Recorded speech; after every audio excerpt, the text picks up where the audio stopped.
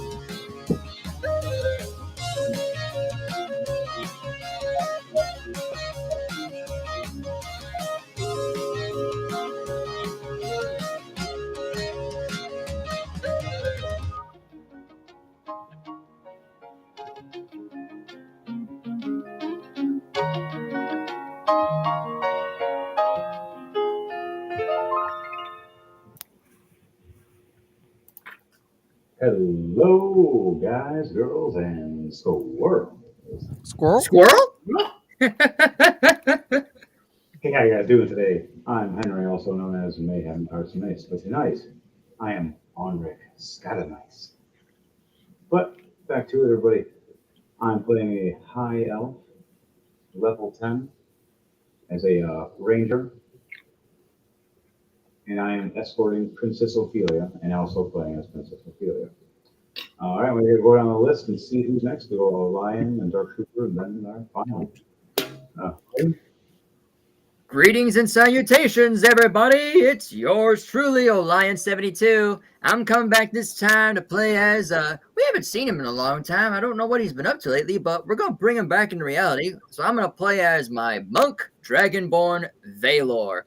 And also alongside with him, my warlock character that we recently tested out, and it's Merrick. So we're bringing him out too.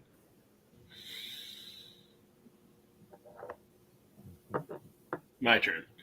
Hello, my oodalalis, my squirrels and whirls. Squirrels? Squirrels? hey, squirrel.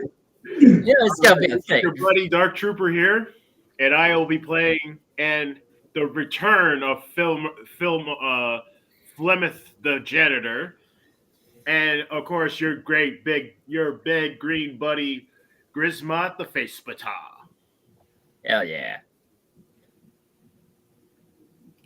All right, and last but not least, All right, and bringing you your guys' music and also playing as Droll Argir. I am DJ Thunderbass. Woo! Thunder. Thunder Bass. Thunder Bass seems like an ace. Bring the bass! I got Hell nothing. yeah. Hey, man, that was good just like that. All right, so it's been a couple weeks since we played Drunken Dragon Brawlers. And last we left off, does anybody remember before I say anything? Nah, I got booted off last I remember. Couldn't get back on. Stupid internet. Oh, yeah, internet. Well, we were on a ship that we all thought the orc got blown up because he got hit by a cannonball, and He got teleported to fight with us, with the Blood Saints, to face off against the undead creature that was just destroying everything. And you helped us in a mighty way by pissing it off. But the other things that happened during that time was we all thought we lost our orky friend. And the rest of us met someone on the ship with the commander and captain wanted to inspect. And as we spoke to this person sitting on the floor with this spiritual item in their hand, as we closed the door behind us, Ulrich, Drawl, Merrick, Thun, and Princess Ophelia. And Leiden, if you had your second character if you are playing this one. Baylor, yeah. Yes. You see the sphere open up and light up. Excuse me. Nice. Let's do that. It swirls around all of you and sucks in one after another into this ball like magic. The only ones that didn't was the commander standing outside in her room, outside the room, guarding the door, wondering what's going to happen. As we land in this weird, unique world, originally a library, as we've seen a hole in the wall to a kitchen, kind of like a dining area. We headed off, protected and locked down the area, making sure no creatures or enemies can come in. Investigated and looked around, and all of us chose a space or a spot to sleep. Ulrich and Ophelia chose to sleep in the library, as the rest of you chose to sleep in the food area. Now, on that note, this is rolling tonight. I'd like for everybody to roll 2d20 for me to start off the day.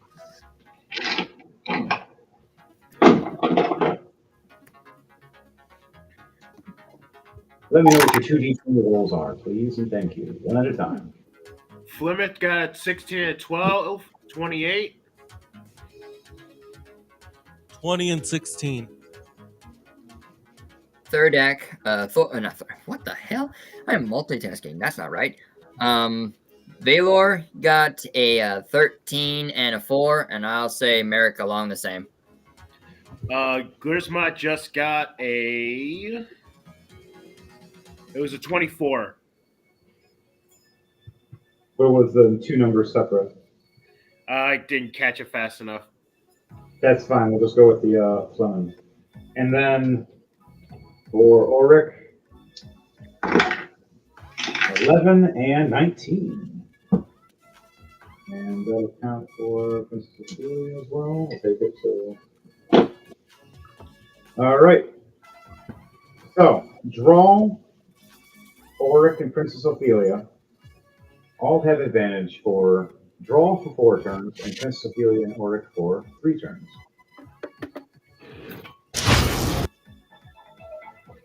Everybody else has just a decent rest and a good time. Nothing bad or horrible happens to you or the other guys. You just pass with your lows to your highs meeting up. So on that note, I would like for everybody to roll a turn of initiative so we can know who's going to be in order. All right. Start off with this. 6 plus 3, 19 for Grismont. 2 plus 3, 5. You said 5. Yes. You said 16 for you, Chris. No, it was 16. 16. And Jordan. And Going Durban on me. Don't worry, I'll be up there in a sec. and Flemeth got 13. 11 plus 12. Well, plus 2. All right, so we'll just have it go with this. Yeah. We'll go with you say 12. Dirty 20 for Valor. And then for Merrick,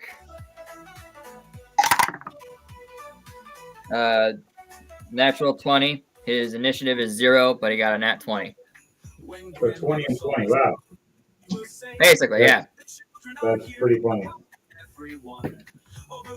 So I got a 13 plus 4, a 17, and Princess Ophelia is going to the same time as me. So I guess we're starting off with you, Jordan. Both characters. Where are both of your Merrick and your Valor at? I'd say the two of them are, well, of course they're in company of each other. Somewhere on that map. Holy shit! Oh yeah, you guys are in the laser. Yeah, I'm like, where the hell are we?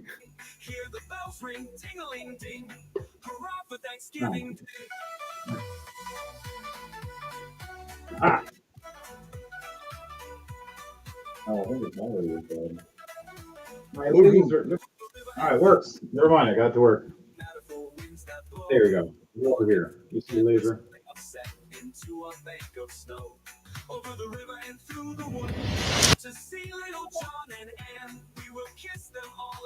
Oh, yep, I see now. We're over in that area. Yep. We're in that corner.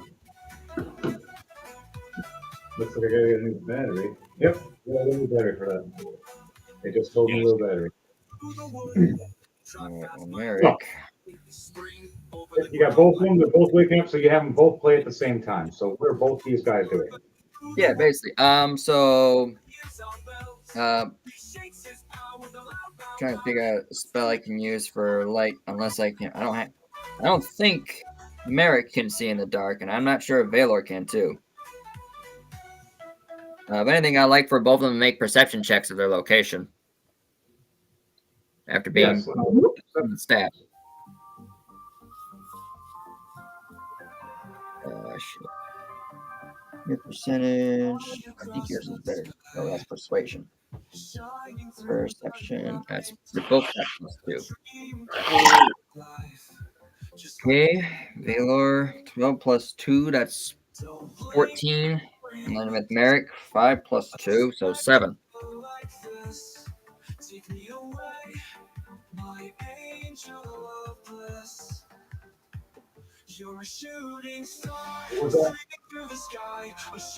Um, 12 plus 2, 14 for Valor, and 5 plus 2, 7 for Merrick for their perception rolls. Who got the highest? Valor got the highest. Okay, so you both right by each other.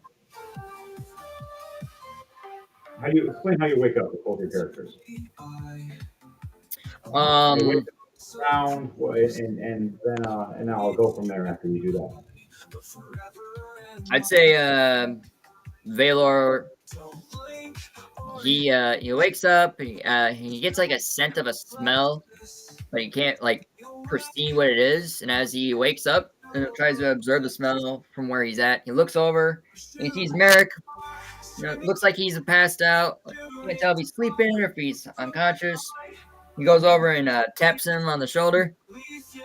Hey, card man, you around?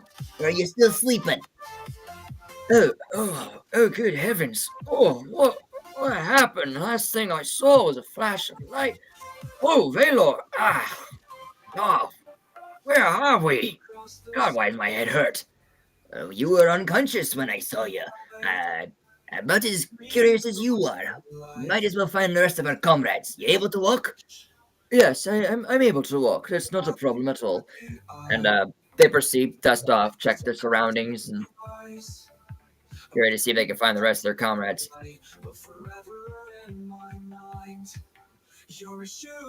All right, so your perception as you look around, Yep. you see Lemon laying on sleeping. You look over and you see Drawl hanging upside down from a pipe like a bat. Wrapped up in his wings, sleeping. What in the world? You see what I see? Yes, And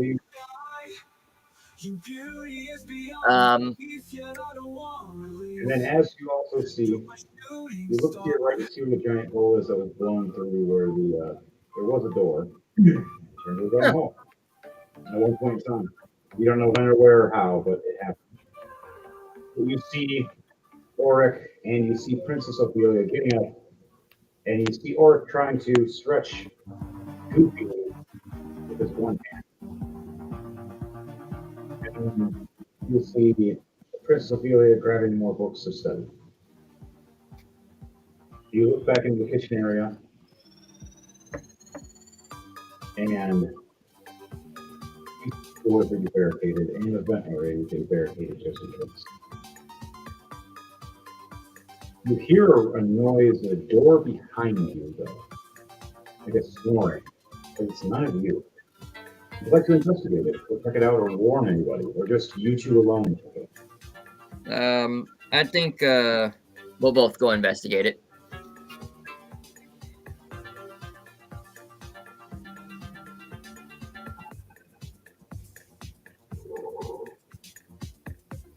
Now, the door.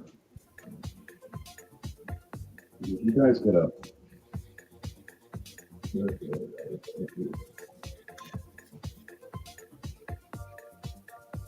A door. Right here. Yep. Now, do you want to do this? Now, with the perception that you see a big steel-looking door with gadgets and strap locks that look like they turn and twist and pull bars to shift the open door. I'm gonna have. Or it's somebody that knows anything about artificers or pests. Well, I'm checking between investigation for both of them. +2 for Merrick, not good for him. Valor, what's your investigation?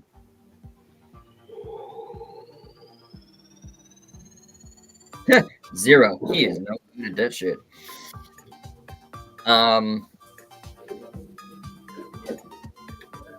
just wing it. I'll have Merrick try to investigate it, see which way to open the door and if it's locked or not. And also figure out which way to open it, pull or push. Remember, folks, if you're having a bad day, there's always someone out there that's pulling on the door when it says push. Dumbasses. You know, I am not going to argue with it. I'm just going to laugh.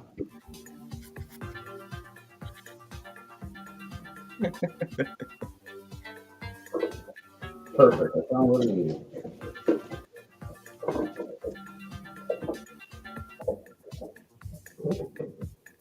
The nice thing about having a bunch of different dungeons. That's cock. Okay, that's a 3 plus 2, so 5. Oh, wow. Yeah. Merrick didn't do so well. I guess he didn't do that much studying, unfortunately. So you trying to open the door or trying to figure it out, or I was trying to figure out if it was locked and if there's what way does it require to open the door by either pulling on it or pushing it. And yeah, I got it. 3 plus 2, 5. Low rolls. You try to pull, push. You try to even twist the metal sprockets.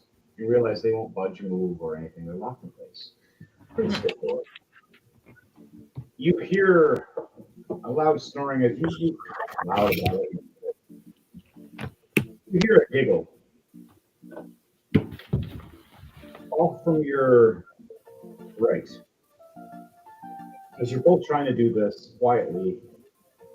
Come on, open it! Oh, come on! You hear, that's not how you open it. My brother, he doesn't. No, that's not how you open it. You want to know what that was or check that out?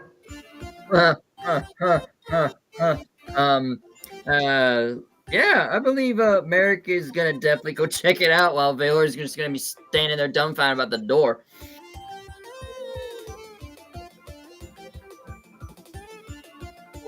What kind of giggling? Is it malicious giggling? Is it silly giggling? Is it playful giggling? You'll find out. Giggling? Is it I'm about to snap giggling?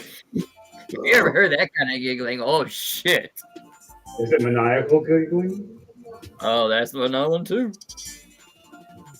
Or is it psychotic giggling? That's my favorite.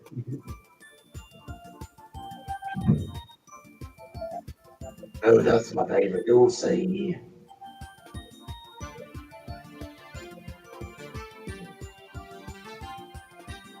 What'd you roll?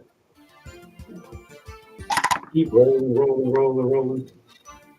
All right. You said perception or investigation? Perception. You're looking at somebody that just spoke to you, but you didn't see them at first. Dirty 20. It's oh wait, no, 21. My bad. 19 plus 2, 22. So at first you're looking. You don't see anybody. Kind of like seeing like there's like this and then you see it turn and you see this small girl. Her name is Sister Silka. Elka? Sister Silka. And Silka. she is a small humanoid female dwarf, young. As you realize she's talking and moving in every way in front of you like she's real, but as you look and walk around her, right when you get to the side view of her, from here, it's like you just, and then you look and see her back again, like it's real again, like she's right there. You walk around again and you turn back and look and she's like, yeah, usually people like you get let. I was like you at once, and then I became this. I just woke up one day, and after a while being here, I don't know. My uncle and my brother trying to figure it out. I haven't seen my uncle in a while. My brother, he's in that room. I can wait for him if you like.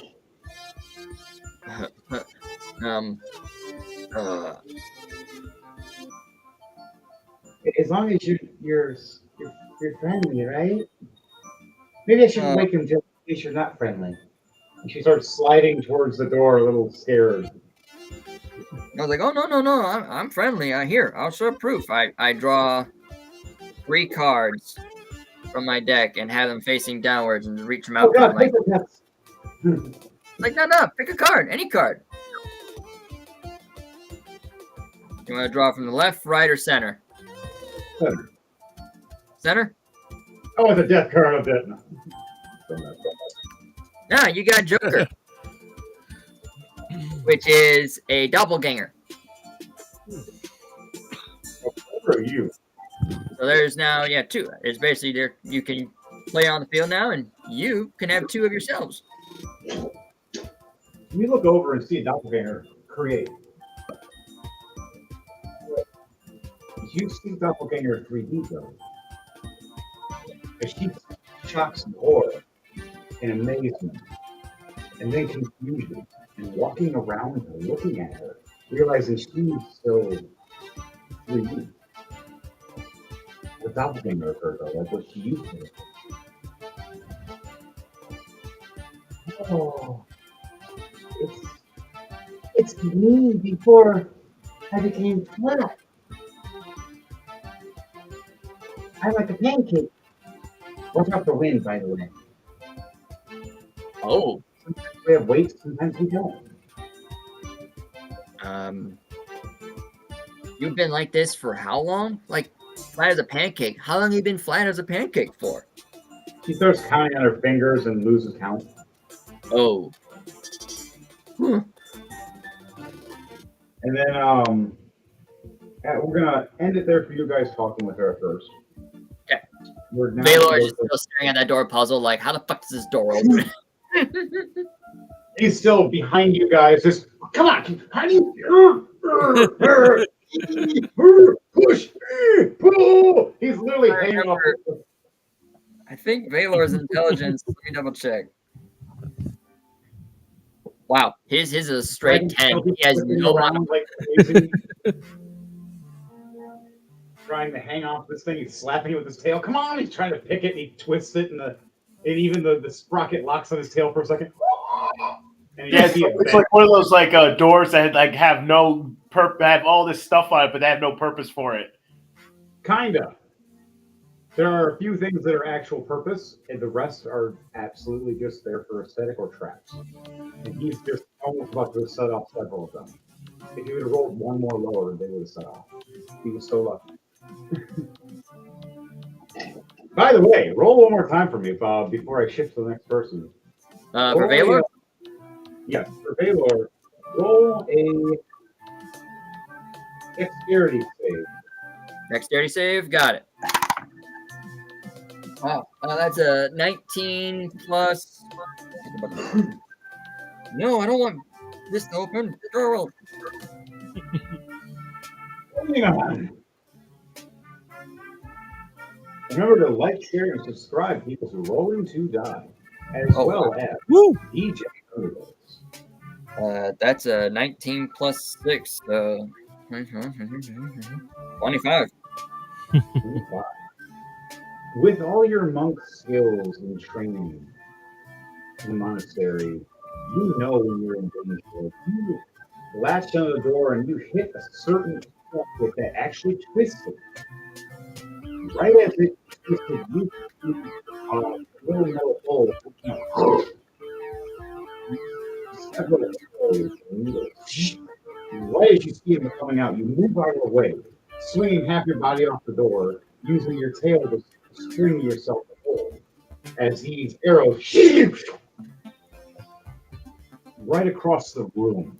As this is happening, now it's to the next people's turn. Scattermace and Princess Ophelia are walking in the room as this is happening. Oh, the bloody hell! Now I got to roll for them. 19 plus what for them? Oh, I'm glad I rolled a 19 because the athletics is only 5. Wow. A 24. Ulrich pulls back Ophelia and steps back, holding up his firearm as a protection to their face, just in case. Arrows fly past and hit right into the dining area. Wow, that's a cat. So you made a loud ruckus when you did that. As we walk over, the bloody hell was that? What are you two doing at the door and you're not even telling us what it is? And who? Did you make a doppelganger of somebody? And what is this turny lady doing? My perception was 17, by the way. Yep. Looks over and sees her 2D and then 3D, all confused. Are you real? That's all. As Princess Ophelia, hey, you're like me, but smaller. Not 2D. Yeah. And yes, 2D. What is 2D? Like paper? Yeah. I show her my card that I have in my hand. It's like this. She's literally like a sheet of paper, like a card. Kind of like what I do when I bring monsters to the field. Except I don't think she's a monster. As her doppelganger shows. And even the doppelganger spins around and bows to the dress, curtsies. All right, so I'm going to have her. So Prince Sophia is going to be talking to Merrick and the girl, sister, Spelka. Yep. And then I'm going to have Ulrich go and talk to your Valor. And be like, you need help, my friend. We need to figure this out. Should we ask the one little girl that can go visible when she turns? Aye. What does Taylor say to that? Aye, my friend. First off, do you know who has the key to this door, let alone how to open this door? I thought I had it for a split second. We'll work together in a minute, and I'll let you know. All right, we'll end it there for them. Dark Trooper for Fleming, Grisma. So, this is how your Fleming's going to be waking up, my friend. You're sleeping. What position are you sleeping in as Fleming on the table? I'm on the table. If you're laying on a table, you found the biggest, comfiest table to lay on, and you just happen to lay on it next to the food, happy. I'm laying with my face on the with my head on the side, with my arm above it and one arm below, and my arm and leg just kind of higgledy. So Right as you start coming to, waking up, hearing a noise of smashing, a weird cat noise, and people arguing, you blink and open your eyes, and you see just the regular luminescence at first, and then you see a green tint. You're like, oh, what kind of alcohol was that? As you look up and you see this green portal open up right above you. And a big green skinned friend of yours, Grismont, flying right up. I told you I'd big boot your ass, you son of a hooker. I'll kick your horse next time in a fight. As Mayhem screaming at him, giving him a middle finger, going, but seriously, next time, we need to fight again. As Luna's waving, please keep the princess safe. I'm trying to help the future, not the past. And she waves and shakes her head. I need you to roll a dexterity save for me as a orky friend is landing on you. What do you got? Let me know what you got, Dark Trooper, for a dexterity save. A 9. 7 plus 2. That poor dwarf didn't know it was coming. You looked up, seen a big green buddy, like, oh, Grismont, I wish you were here. Oh, shit, move! I don't wish you were here anymore. Oh, God.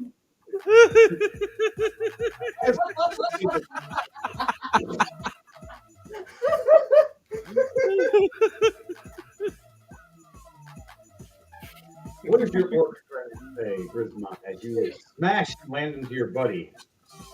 As Mayhem did a big Spartan boot to you to kick you through. My orc tries to grab something to chuck at him.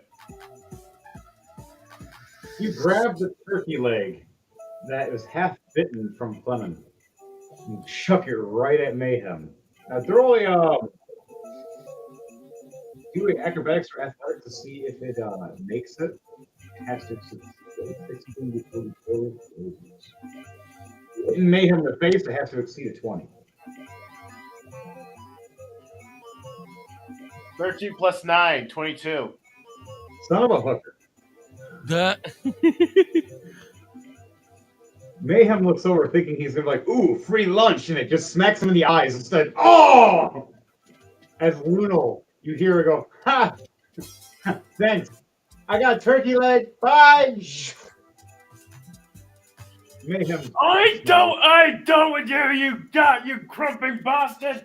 You sogging werewolf! And as Grismont shakes his fist in impotent rage. Oh boy. Kick your fist harder, boy! So, you do this, and across the room you hear Oric. Bloody idiot, please, not be so loud. And how the hell did he get here? Oh, is that Lunal? Wait, Lunal, you can save us! Fuck! You could have saved us, you left you damn orc. Why? Because they like me. Draw, you start waking up hearing all of this as you're hanging above everybody. Explain to me how you act, react, or say or do as you're just waking up going like, what? Okay, so one thing I should mention is that there is a mead bottle hanging off of my left horn. And my 6x6 skull rum is grasped in my claw. You're just out. As I'm Tail hanging like a possum by my tail. No, just hanging by the pipe with your tail.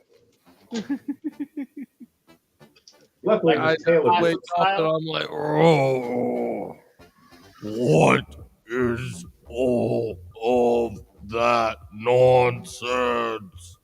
Oh, my head's spinning. And I am going to do a Constitution save. Or should I do a check? Do a Constitution save. You have been hanging upside down drinking all night, and you just realize everything's spinning still. Even with your nat 20, you still drank all that. 7 plus 2, 9. Oh no. Big dragon boys coming falling down to the ground. You see your tail hanging there at first, just dangling with a little tip, and you're like, hey, the hell? And you slap it. Right? You slap it. You slap it just right for it to unwind under you. And your wings are still wrapped around your body, except for that one hand that wanted to slap the damn tail. And you just come crashing down right above a big green orc. All right, I want you to do Chris. I want you to do an acrobatics or athletics check for me. As this, you're going to either see if he's landing on you or you're catching him.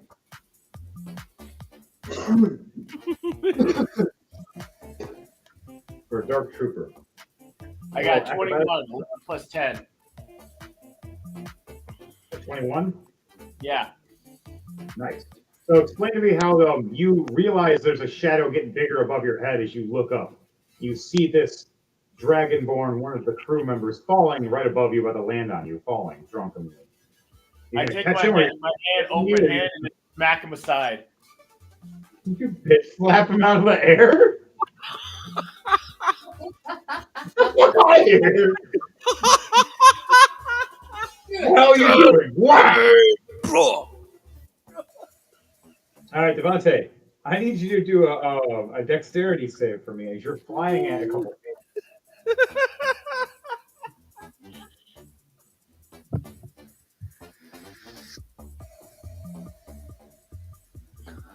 17 plus 8.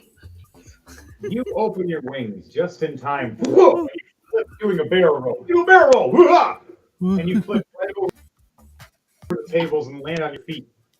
And you puke a little bit, though. You're like, ah! Oh! Oh! Oh! Oh! Sorry. I'm awake. Okay. Literally slapped you awake. I slapped you sober. What was that for? I said catch me. I saw something coming at me, and I acted accordingly. Stupid git.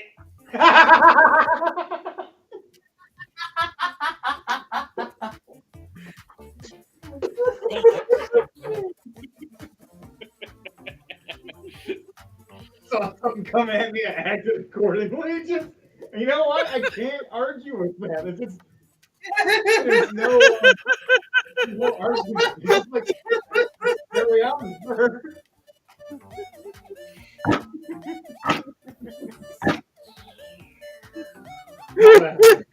Oh, that draw after you hear that.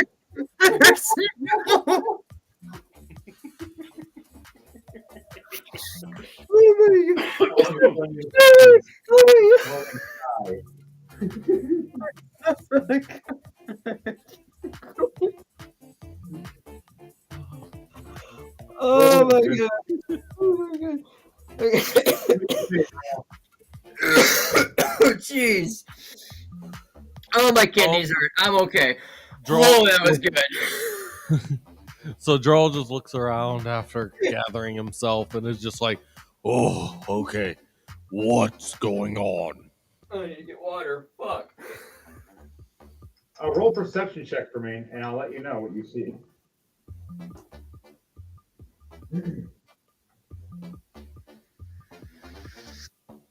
13 plus 6, 19. 19. All right, with a 19. You look around and you see Grismont, you see Fleming standing there, getting up. You look further down 10, 15 feet down the room. You see where there's a big steel door with a bunch of weird, strange things and jigs and everything else that can be around it. And you see Valor and you see Scattermace looking and inspecting it, or Valor is patiently kicking it and doing some kung fu with for reasons.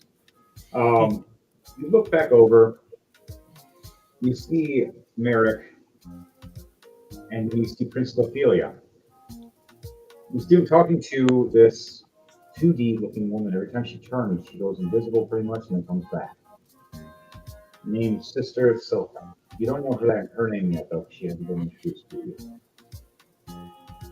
Besides that, everything else here seems okay, except for the loud noises. Might have drawn attention. You guys just don't know yet.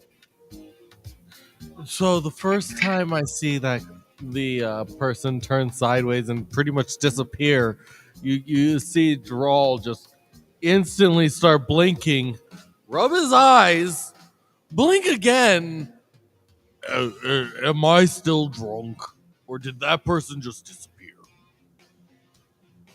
Oh, hey, you're finally awake.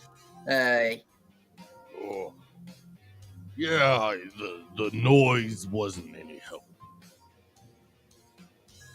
We just encountered this to the lady Seleke, was it? Selke? Yeah, Selka. Selka. Selka. Sister Selka. Yep, Sister Selka. She she's is the been little like this sister for- of the dwarf that's in this other room that we're trying to figure out. Yep.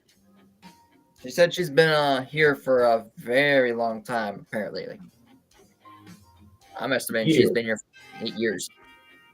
Years. I have no idea how long it's been now. As after a while, she just became 2D. It seems like,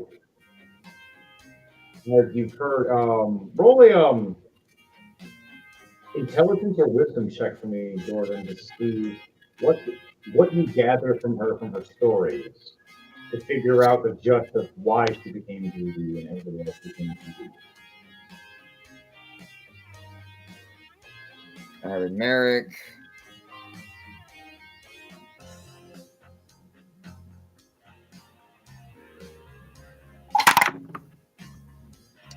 Uh, 17 plus 2, so 19. With what you gathered and knowing how some magic go, even with, say, how you work with your cards and people you came across in the past, you've heard stories of certain sorcerers and wizards that made unique spiritual items that can make other worlds of dimensions, which you can technically live forever, ever in a sense. But because of time, you live as long as you are in that realm. But once you die, any of them need some form of way. Instead of being 3D, you get cursed and formed into 2D. It forever stays the age that look and stuff like that. At least until you're destroyed again. A second life. You can get out of the world with these, and you've seen these 2D people exist in the past, but they were rare and they usually didn't live long in 3D world. But in this world, they prime and they thrive very thoroughly. In most wizard and sorcerer unique sanctums, such as this, created by someone with unique magical needs to keep people here as their prisoners and friends or family or treasure troves, depending on who and or whom has control or placed magical spells on us that did was alive or still is alive. That is what you gathered from this conversation that you've had with this girl as you asked her. And you asked her what her final moments were before she woke up. And she stated, everything got quiet and she was cold and there was no food anymore. Everything ran out of before it got refurbished, which she didn't realize it got refurbished at certain times. And woke up. Instead of being bleeding, she was bleeding as she died in her sleep. Most combat fighting, doing stupid things, falling into traps. But some had the sad ways of being dead. So, for some, that was actually worse. It's their final moments they remember as they left. Usually, when people die quickly, they don't remember that. So that's the story you get from gather from her. What do you say or do as you hear this from Sister Silva? Right now I'm going through my actual poker deck cards for like spades, clubs. I got 7s, 6s, and 5s left, and I'm thinking about trying to contact my deity to like, hey, can I put this person in one of these cards to make it as a monster, but be able to still be around and not be destroyed because she's on her last leg by the looks of this. In my head, I'm communing with my warlock patron while this is still all going on. Do you do this right off rip without giving her a chance to first over her brother? Just turn her into a card? No, this is just an option. This is an option. I'm like, I wondered. You can discuss it with her and talk with her if you actually figure out it's not meant to. You're just right now trying to see if you can. Yeah. Yeah. Roll. You have to have roll. And we'll have to have time for that. So that'll be it. Maybe before the end of this episode, you can do it. Depending on you guys. So, the last was on there was draw. Before we ended your turns, or anything you want to say or do before it goes back to the NPCs? No. I look at them and say, I look at everybody. Merrick looks at the group and says, I think we need to figure a way out of this place, and we need to get out of here pretty quickly, because if we want to look like this, we ain't got that much time on our hands.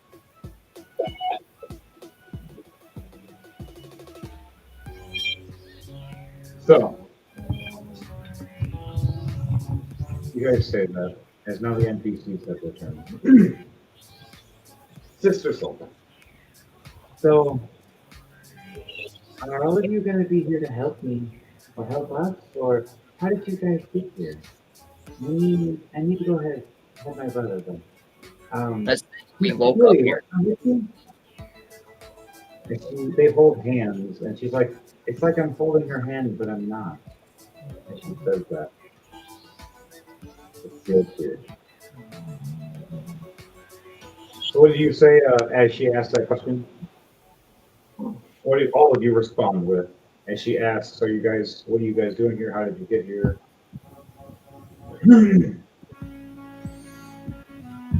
My gets up off the table after destroying it, after he landed, muttering curses under his breath about werewolves and stupid druids and all that. He goes up, "Oh, it's you again. I guess I'm supposed to protect you this time. Oh well. Don't worry." Princess Ophelia nods. Cool. I get the green bodyguard of death. He's fun. Don't worry, sister. He won't kill you. I don't. Clement, after being sprawled on the couch, is going.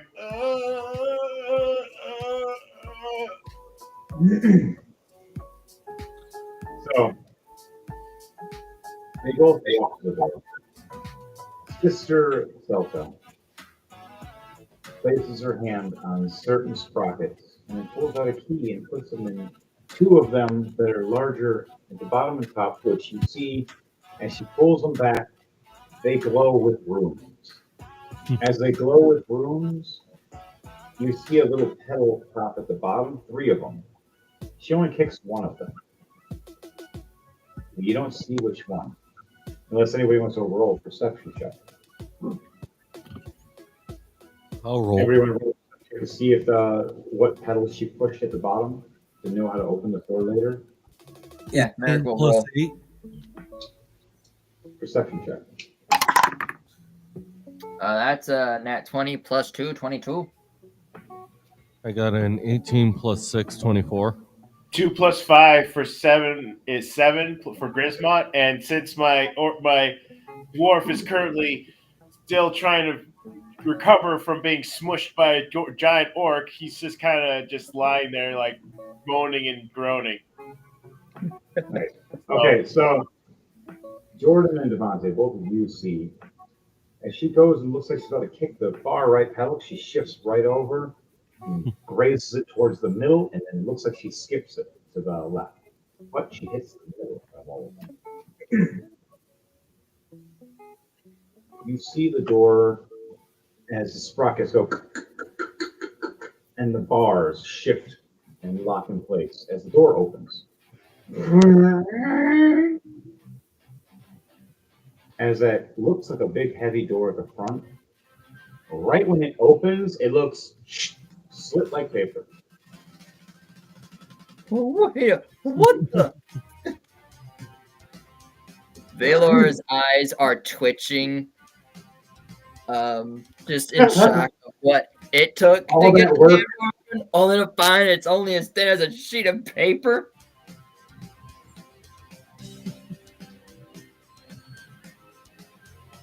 What is this expression?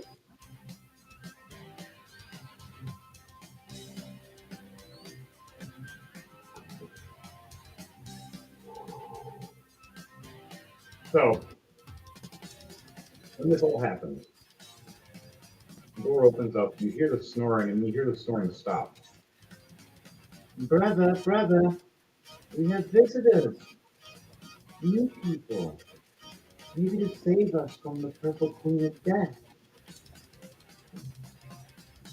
Brother. Oh, no. What was that? Who? What? Oh. Get us this down. Oh, sorry, I was reading the book and fixing things. I must have dozed off.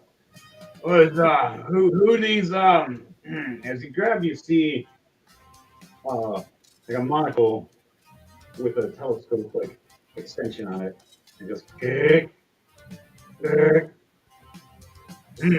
3D people, they're still alive. Cool. My name is Bolo Tintugger.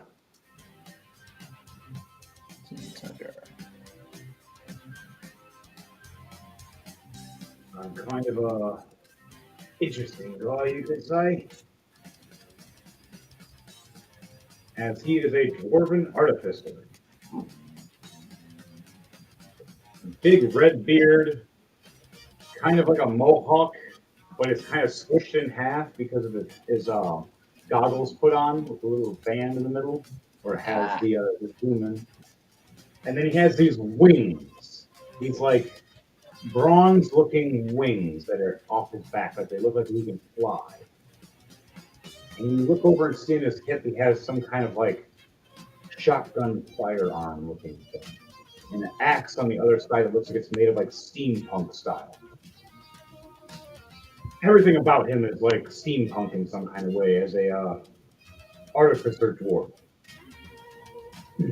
You also see a bunch of bottles on the ground that are all 2D.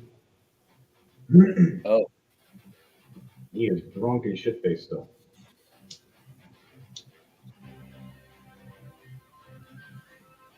Anybody say anything or want to introduce themselves?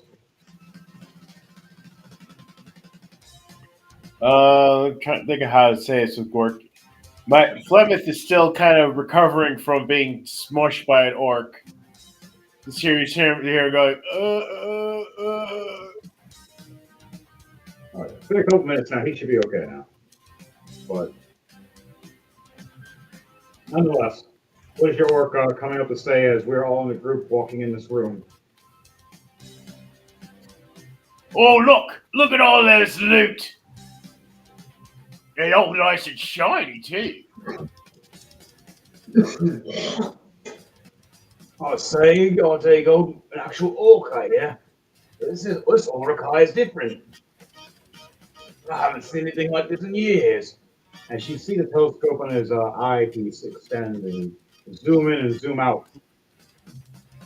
You're a different kind of orc. I've never seen an orc like you.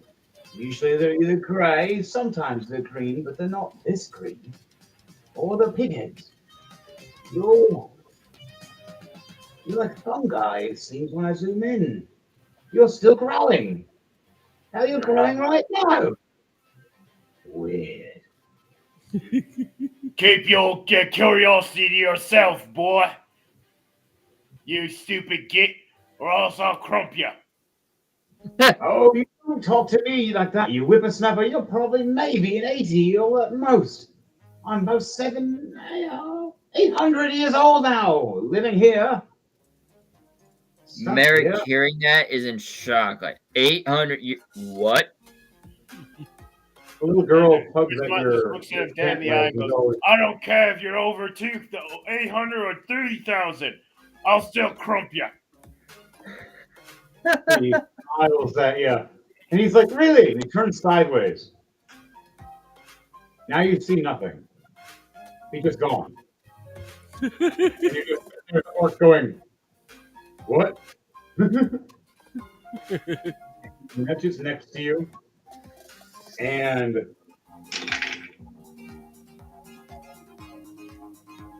he ties a rope under your feet with a 17 plus 9 for his stealth. And he wraps it around, and then you see him flip back around. I don't care how powerful, tough are you? I got tricks and ways. You want to see one? As he pulls the rope and it tugs right at your feet, and you go, whoop! Now I want you to do a dexterity save for me to see if you hit the ground hard or not. 18 plus 3, 21. Nice. With all the mass and muscle this guy has, when you hit the ground, it doesn't even affect you. Just boom. You're like, okay, I'm down now. What? As you open your legs, you just snap the rope right off and just stand right back up. And he's just like, you didn't even try. What the hell?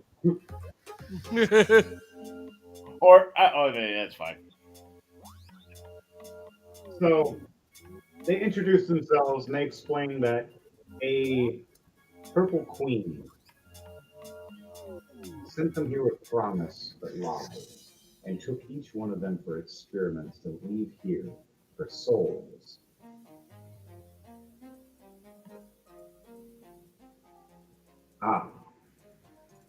So as that's happening, you're explaining all this in the dark room of shadows. DeFonte, would you like to roll in Edward Knight, please? All right. How does he come into this dark room?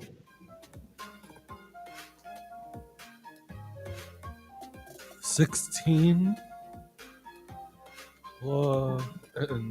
Is this his initiative?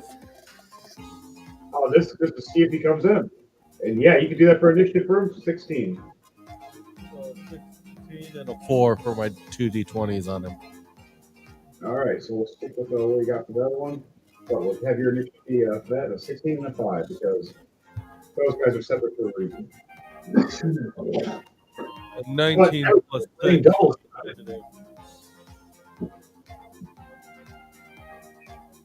So, Edward Knight, is you are popping into the shadows where in this room and how, as you're hearing the story of a red queen.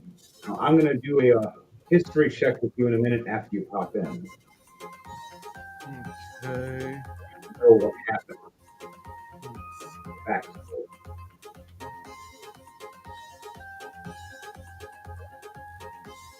Okay, with a 15 perception, do I see any large shadows?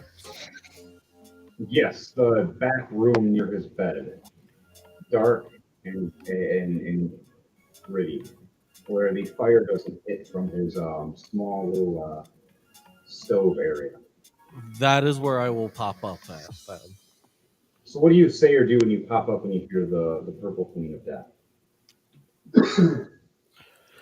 And I pop up, all of a sudden you just see two small little yellow dots pop into this whole shadowy area that you guys Into can the ether. see. There's darkness.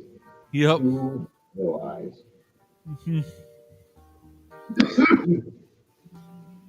And then Ah, what? so I hear of the Red Queen. What is this that you're wanting to do? Oh, bloody hell, what the f are you? Oh. I'm It's the someone who could purple turn one. this world. Uh, I'm someone who could turn this world to ash if I just snap my finger. But to you, I'm Edward. Edward. Are you Edward Knight? Yes, I am. You fought alongside fighting the Red Queen, killing her, knighting the Purple Queen. You know exactly who she is. You did a raw history checking in out of Uncan's advantage, knowing exactly who the Purple Queen death is. A 12 plus 2, 14. That's okay. It seems good in a level 9 area. Okay. You know of the history because you were there in the battlefield working alongside Crom Toonclaw, the Queen of the Fae. Finding out she was actually the Queen of Death. Working alongside her.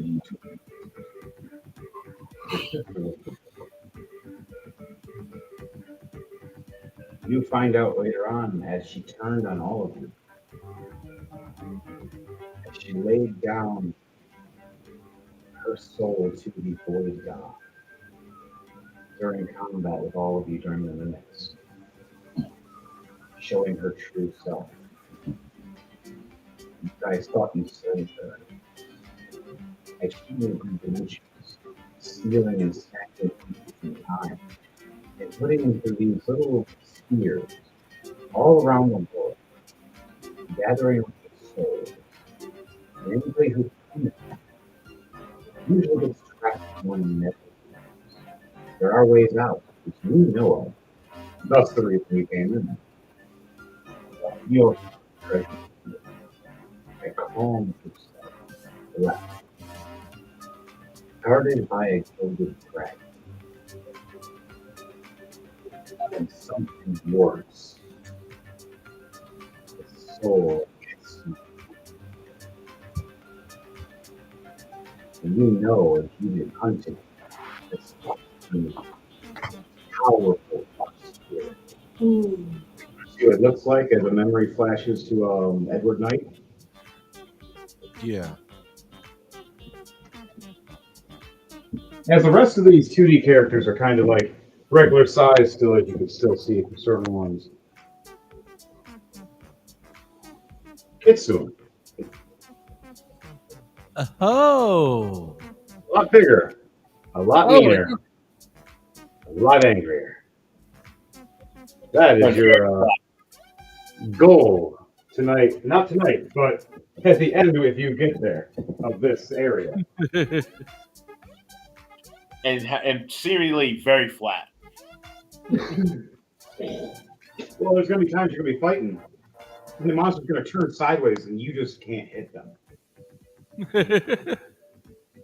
And you're just going to be like, crap, this turn is useless. That turn is time to prepare, or time to plan, or time to hide. unless you have unless you have an ability that will completely engulf them. True, Big A, we can. But their dodging AC will be much higher when they're doing this kind of format. You would have to be within sight to properly work them, as this is how their magical curse goes. As the Purple Queen of Death learned this herself, having to deal with them here and torture them and fight them sometimes if they did not obey.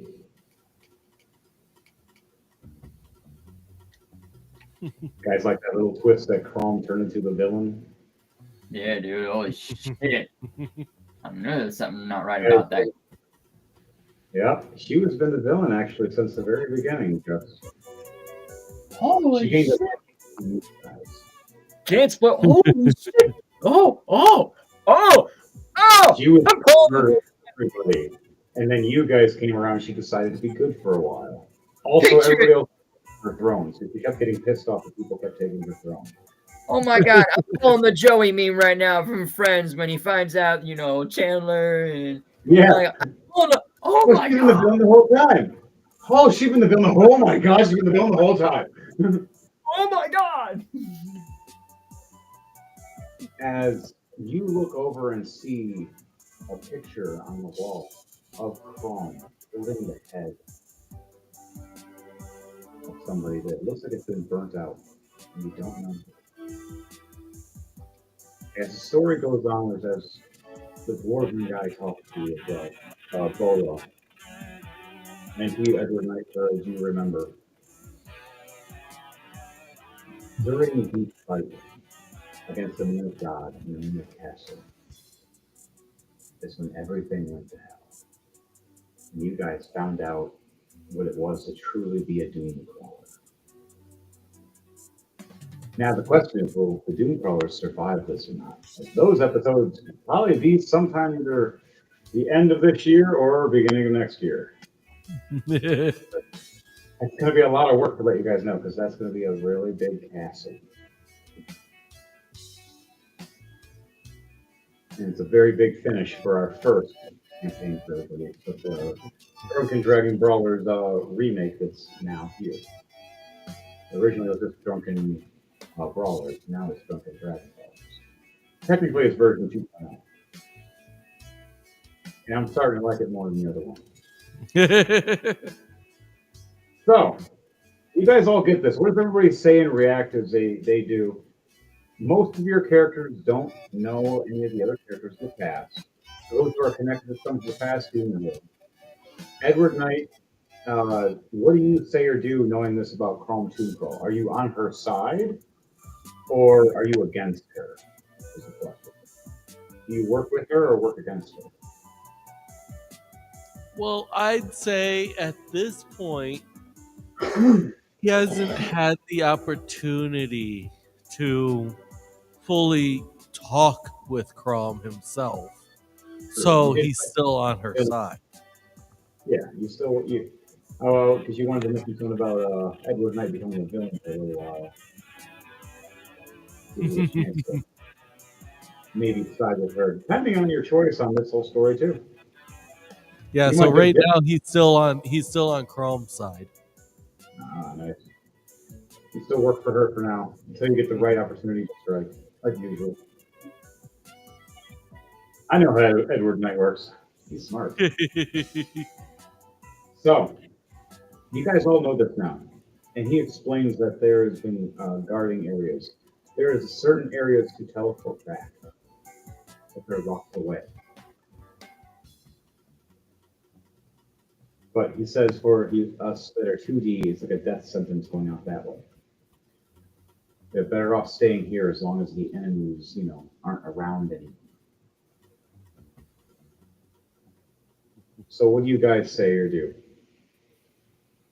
before you head My off to orc your next is different. He turns around, goes to get Flemeth. To go check on Flemeth. All right. You see him getting up, dusting himself off, cleaning up, and he just happened to clean everything up at the time that there was this like 5-minute to 10-minute conversation. And it's all this spick and span clean. And him just muttering under his breath all angrily as he's cleaning. What do you do?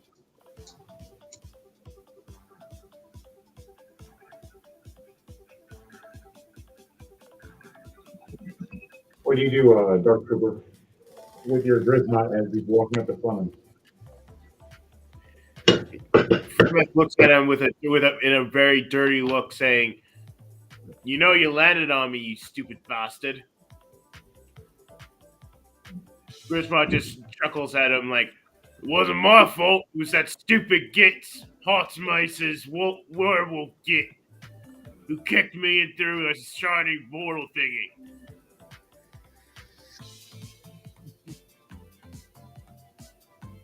Yeah, So you want him to let him know what's going on, like what just happened while you're walking back? Catch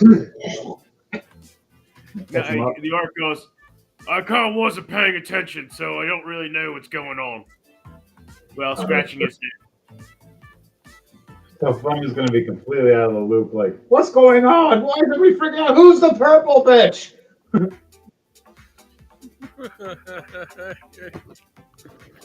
Pretty much, yeah. I love it. I love it. It's great. Also, the whole dining room is spick and span and clean now. By the way. So, Like Like, anime walk back clean, there. like you can, it's so clean. It's like has those anime sparkles on it. yep. Droll was So, too busy you guys- taking a swig of his rum to hear what went on with Edward. All right. Anything to draw say to Edward at all? You know, he is spinning. He took another sip of the 666 skull rum. All right, roll a Constitution save for me. Oh boy. Here we go. 6 Constitution save. Roll. See if you Yeah, can. 10. Roll. A dirty 20. A 4. A 6. A 19. And a 14. All right, so 2 successes or failures. You drink it first, you're like, ah, whoa. And you drink again, take another sip, and you're like, so we gotta fight somebody that's been living longer than how? What? Oh my! As you finally find the trash can, as you hear Bolo going, "Oh, please not that trash can!" That's oh, I didn't put a trash bag in there yet.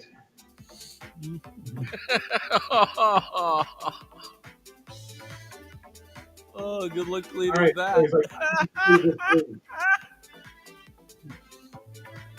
They all walk out of the room, leaving the door open for the smell, hoping it airs out. Now, they mention there's a maze, different directions, different doors. Now, there's only one exit. Giant swelling vortex of magical books and a portal in between them. If you would jump between them in time before you get hit by the vortex. Too many times where the vortex can kill you, or just swallow you up whole. And it's only if you make it in. As the artificer explains this to you.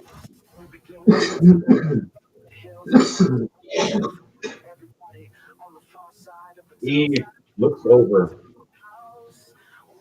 So, what do you guys need from us before we go on this adventure? You need any health potions? I got some that are still 3D. You think it'll work for you? These 2D ones really don't. Funny as hell that which one you guys drink from one. You turn it wrong and it doesn't work at all. So there's still all over you. It's hilarious. Fuck it, try one. So he hands each one of you 2 general heal potions. Oh, Huh. So you can add that to your inventory for all 4 of you. Well, technically all 8 of us. What kind? The general, just the basic. Oh, the greater. Yeah. So we get 2 of those. Is it just the white healing potion? You go into healing, go into potions. It's a greater healing potion. Put 2 of those. yep. Get 2 of those. Okay. You add those to your inventory, so now you have those to heal your characters. Each character gets 2, and then you notice that it's empty now as he puts away the crate. Don't know how much I'll use it, considering I've got the Mega Spice healing one. And you hear him go, "Now, we can't help you ourselves, you know. The second we go out this door, we have to hide or act like we don't know you. If they realize, oh no, get to sleep ever again.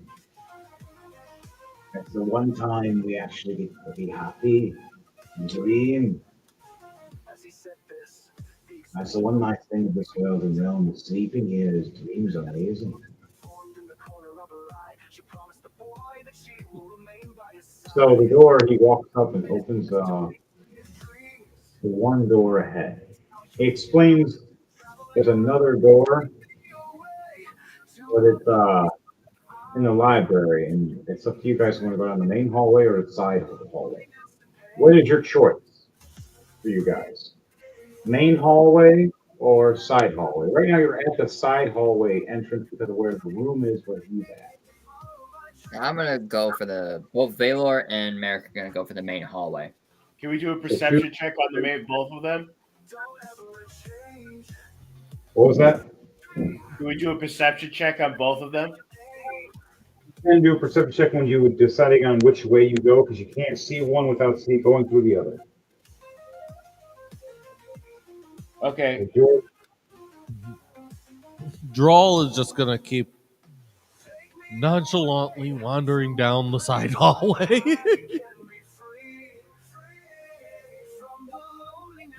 He's drunk right now.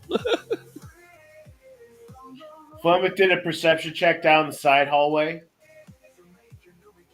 All right, so you're gonna go to the side hallway. And so you go to the side hallway. We go this way, and they're gonna chill in here.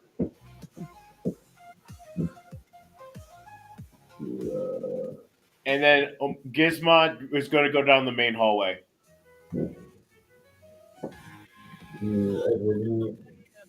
All right, so Gizmod's going down the main hallway. Yeah. But you're gonna have Fleming go down the side hallway. Because where's Edward Knight going? I figured Gizmod looks at the passage for the side hallway. He goes, "That ain't gonna fit me." He's gonna go down towards the side hallway, darker area.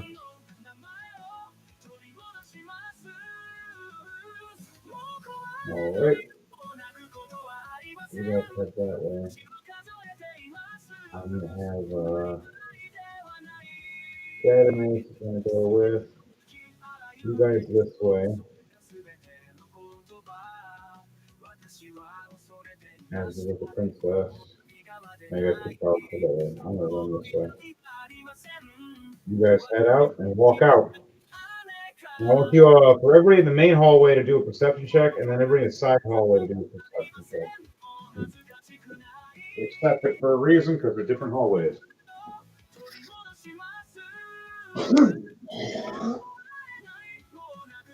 Alright. I'm gonna let you I had 2D. A 16 plus 6, 22. 22. Okay.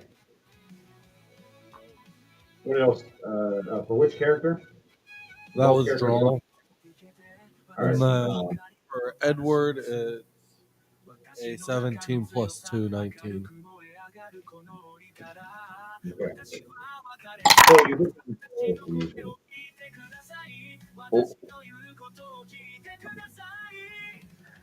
All right. Okay, Thing is, though, Edward has dark vision. that's cocked. Okay.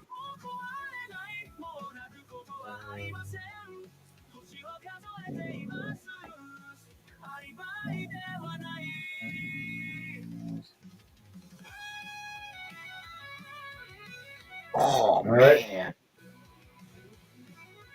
Okay, so Valor's perception is 9 minus 2 So that's 7.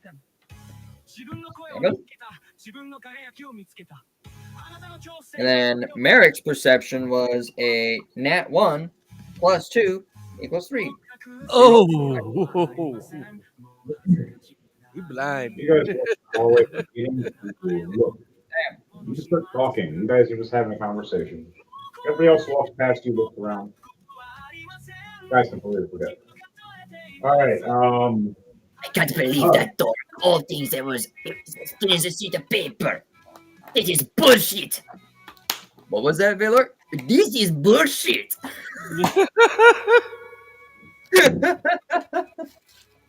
Ready to say that. Yeah. Grabs his club. You're not supposed to be here without the Papa Queen's dimension. Pass. He swings a club right at your head. For both the characters, the wide swing. A 9 plus 2 and 11. Does that hit? 11, you said? Yeah. Let me check for Valor. 11. Nope. For Valor, it does not hit. For Merrick, it actually does hit. His armor class is 10. So, your monk dodges as your buddy's looking through the cards, Merrick, and just whack! This is Right. bullshit. Hold on. That's the last thing you hear before you hit the floor. You are knocked prone. Alright, so Merrick's prone. Gotcha. For Merrick. Alright, conditions, gotta find out. All right, and he's gonna go and try to swing down at you now, as Merrick. Now he goes, oh, that's mean. He rolls a 19 to hit while you're on the ground. Oh, yeah, that hits. So the first hit, you took 6 points damage. So 6 the points? second, yeah, the second hit was 10 points damage. 10 points. Okay. So 16 over. 10. Okay. Oh, shit. And he looks back. You held the Papa Queen of Death or die.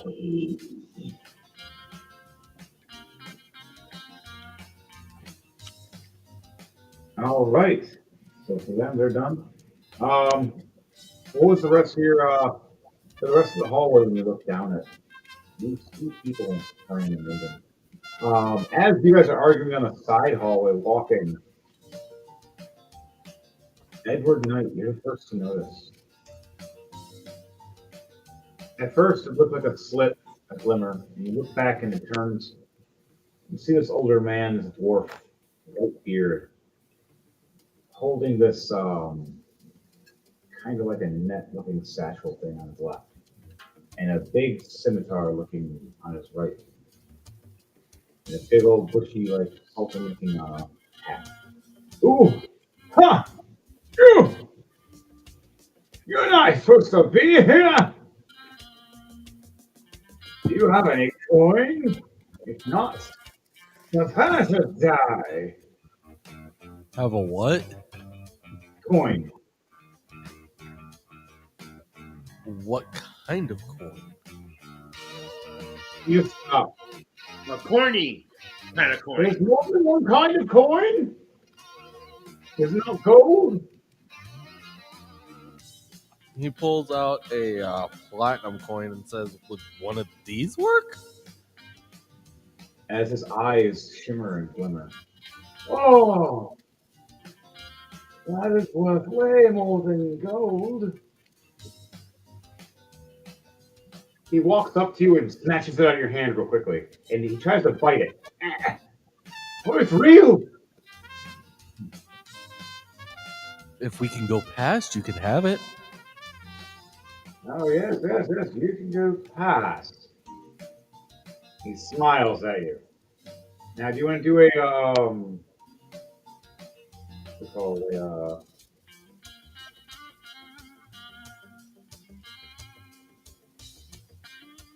I forgot what it's called. Wow. Insight check. If not, you could just walk past. It's up to you. Okay, I will do an insight. All right, so roll an insight check for me. Okay. Let me know what that number is.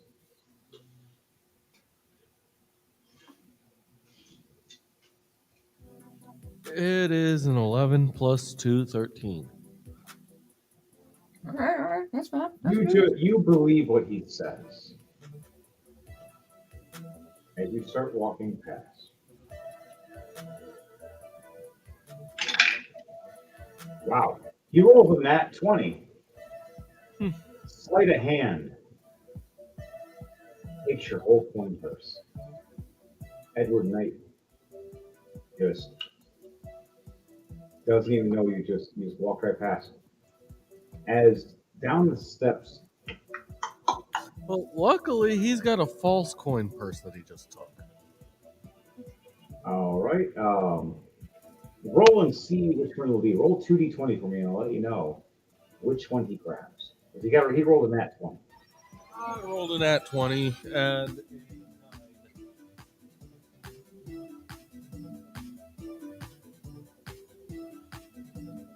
I rolled an at 20 and a 9. Okay. So nat 20 makes the session for the false bag. The 9 makes it so whatever was in the contents of that false bag is now gone. And instead of any kind of activation or trap for the false bag, it is alerted now. It is not fun. He owns it. For now. As that's happening, a woman sorceress runs down the hallway. We have intruders. We must fireball. Use a step. For every roll a wisdom save for me. No, sorry, Constitution save. Every roll a Constitution save for me. For a fireball, you mean dexterity save? Yes. Wow, I'm looking at the wrong spell. There we go. There you go. Yeah, 2 dexterity saves. 2 dexterity saves? Dexterity saves for everybody on the side hallway. Okay, so that's not. I'm good.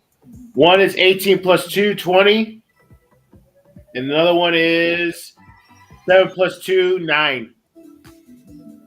Edward is a 16 plus 3, 19. And draw.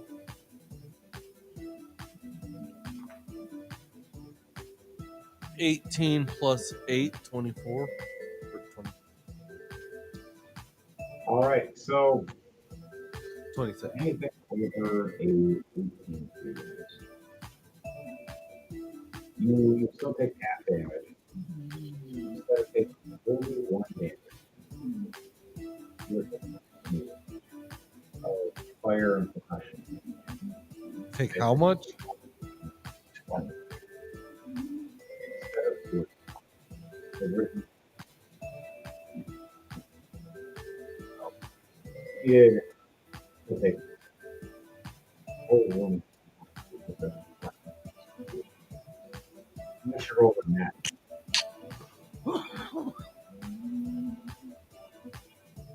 So, on that, the room engulfed. Well, Edward Knight, you take quarter damage. Fire. Everybody roll through. So it's 10 damage for both those guys instead because of the dragon. Well, Jordan, that goes for you as well for Valor. Okay. No, sorry. Valor is on the wrong room. Different room. Different hallway. All right, so the Merrick takes how many points of damage again? No, it's only for the people in the side hallway. Your guys went down the main hallway. Yeah, I thought both Merrick and Baylor took the main hallway. Yeah, so you're in the main hallway, so you're fine. So it's only for the people that were down the side hallway, which would be Drawl, Edward Knight, Lemon, and Scattermates. I gotta roll full crap. You just realized that? Nope. And it took damage. I still took one.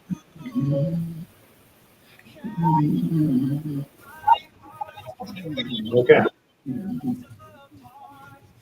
Now, guys, we're in a room with a girl with a staff doing some magic, and Edward Knight, you're being attacked from the back right after this by a scimitar. As he just took away his promise lying to you. 18 plus 7 is 25.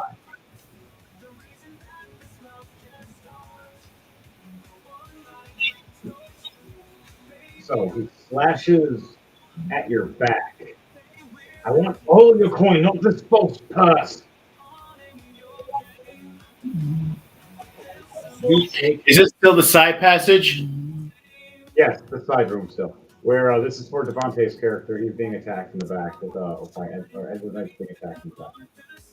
Taking 7 points of slashing damage across your back. He goes for the second slash attack. This is with a 17.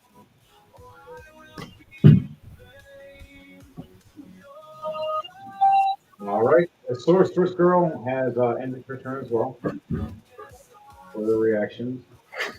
Now, let's back to the top.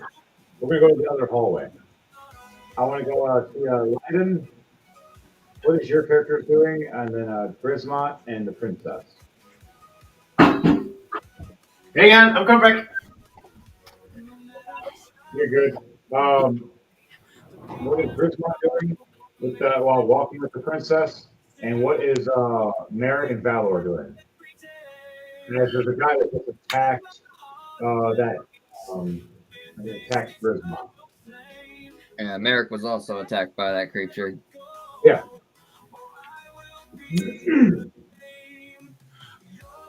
Which creature was that? The shapeshifter or? No, this is a regular guy, or creepy looking guy with a big club. And he ran up and he swung and he missed you. And he missed Valor, but he hit Merrick. Grismont walks over and just and then grabs the club and then crashes him back in the face with it. All right. If you want to catch the club, I need you to roll either an acrobatics or athletics check if you're able to be fast enough to do this. And then after that, you need to roll a strength check to see if you can pull it out of his hand. I got 15 plus 25 for the athletics check. Holy shit. Holy crap, yeah. And as for the strength check, a 7. All right, so you definitely beat him with acrobatics or athletics. His strength, wow, he rolled a nat 1 plus 1, a 2. Explain to me how you take this club from him. No, what I do is I with the lightning speed, I grab the club and then I just push it back into his face, breaking his. Stop hitting yourself. Stop hitting yourself. So I said stop hitting yourself. Pretty much, yeah. He takes 6 points of damage from that, breaking his nose. Then with my other hand, I grab the guy, and go, "What?" and then smash him against the wall.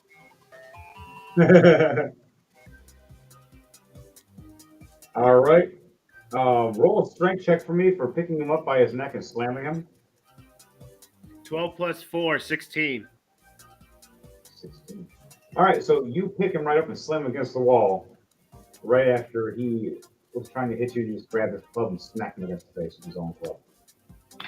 He took 9 points of slamming damage from you, and then not including the club hitting him back in the head from the force of slamming him. Another 10 points, so 19 more points altogether. He's almost unconscious right now, blood everywhere across his face, broken nose. Very upset. And he's a little confused on how the hell you just overpowered him in a split second. No, and then after we're out now, I just bring him towards me and go, I'm an orc. I'm stronger than you. You stupid git. He spits blood right in your face. Alright, they very nice. And then I just headbutt him. All right, so that'll be your final action with this guy. Yep. All right, roll an attack for me for a headbutt. What am I doing? Unarmed strike. Roll for headbutt, so D20 plus your strength modifier. D20. So it's a strength test. Plus the strength modifier. It's the plus number with the strength. 18 plus 4, 22. Nice, nice. Explain to me how you do this. As if that was the last of his life points, how do you want to do it? As he spits in my face, I growl at him like, "That's not very nice," and just plow my head right his head right into my face, caving his skull in. Where there was a nose, not anymore. Face and skull, everything is now reversed, and head is snapped backwards now. As the body drops and limps, unmoving as you let go of it and it hits the floor, unless you toss it, depending on whatever you do with it. I think tossing would probably be the better orky thing. You grab it, chuck it right behind your back, like whatever. Yeah, useless. Pretty much, yeah. You see it splat against the wall, and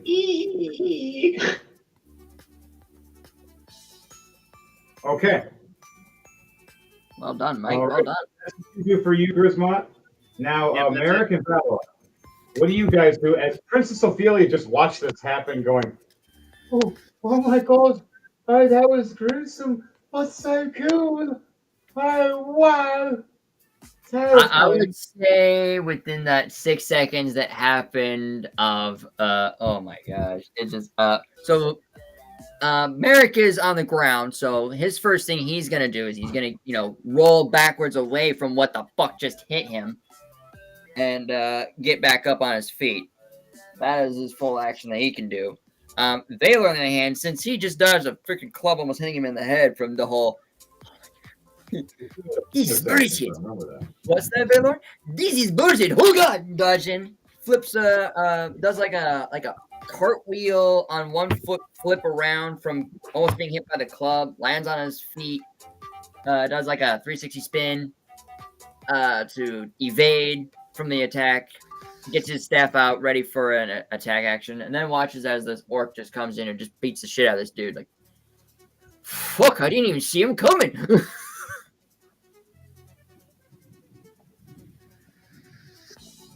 That's great.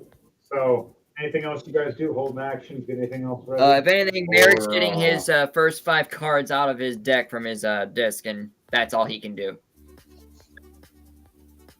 Okay. So this guy's done speaking. Got one, of course, that wasn't here. Oh, okay, good. You guys talk. You were down here. You got back up. He was over here. Orcman smashed him over here.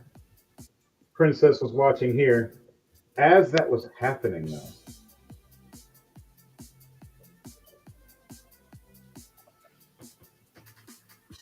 a man runs up this way. And at first, starts playing a humble tune.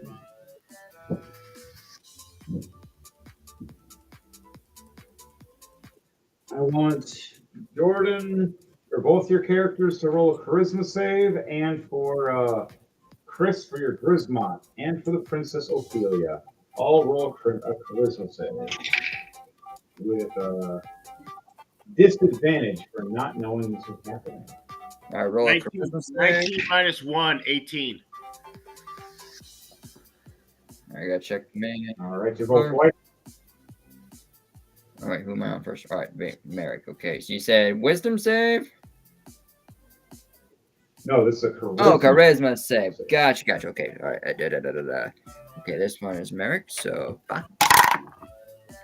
let's see. 5 plus 8.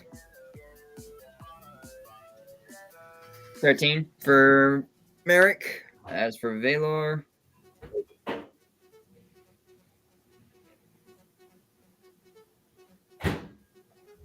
it's just a straight roll. He has 0 in charisma. Roll. 17. You get advantage. All right, so did you all roll at disadvantage? Well, I'll do Valor's again since that was only roll for him. So that was 17. Second roll. Oh, okay. Yeah, that's 5 for Valor, and for Merrick. Okay. Chris, did you roll your second roll? What do I roll for a disadvantage? Is you roll the d20 twice and you take the lowest number. Yep. Not the highest number. It's the opposite of advantage. 8 plus 8, 16 for the second roll. So the first roll I had for Merrick is the lowest. I think that was 14.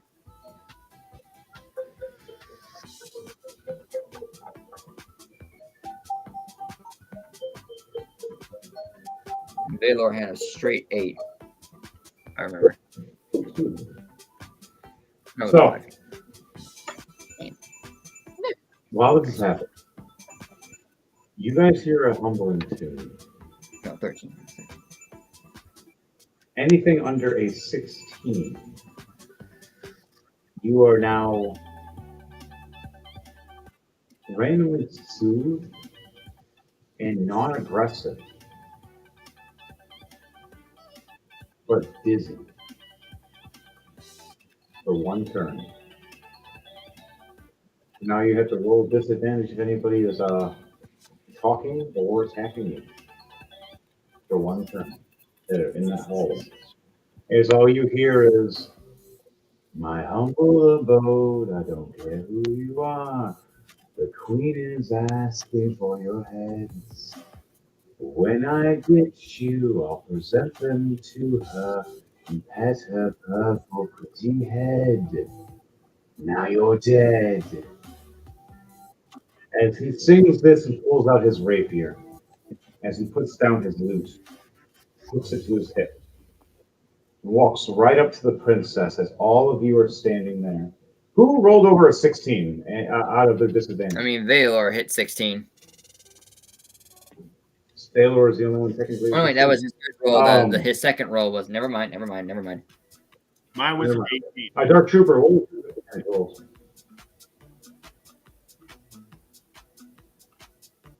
What was that? Mine Chris? was an 18. Okay. Your orc is the only one that gets the chance. So, what is your reaction as you see this man pull out his rapier and he's walking steadily and slowly to the princess and just points it right at her and just starts walking at her with it? Like he's just going to just walk up and impale her dancing. He grabs the rapier and bends it. You're going to run in front of it and grab the rapier? He's an orc. All right.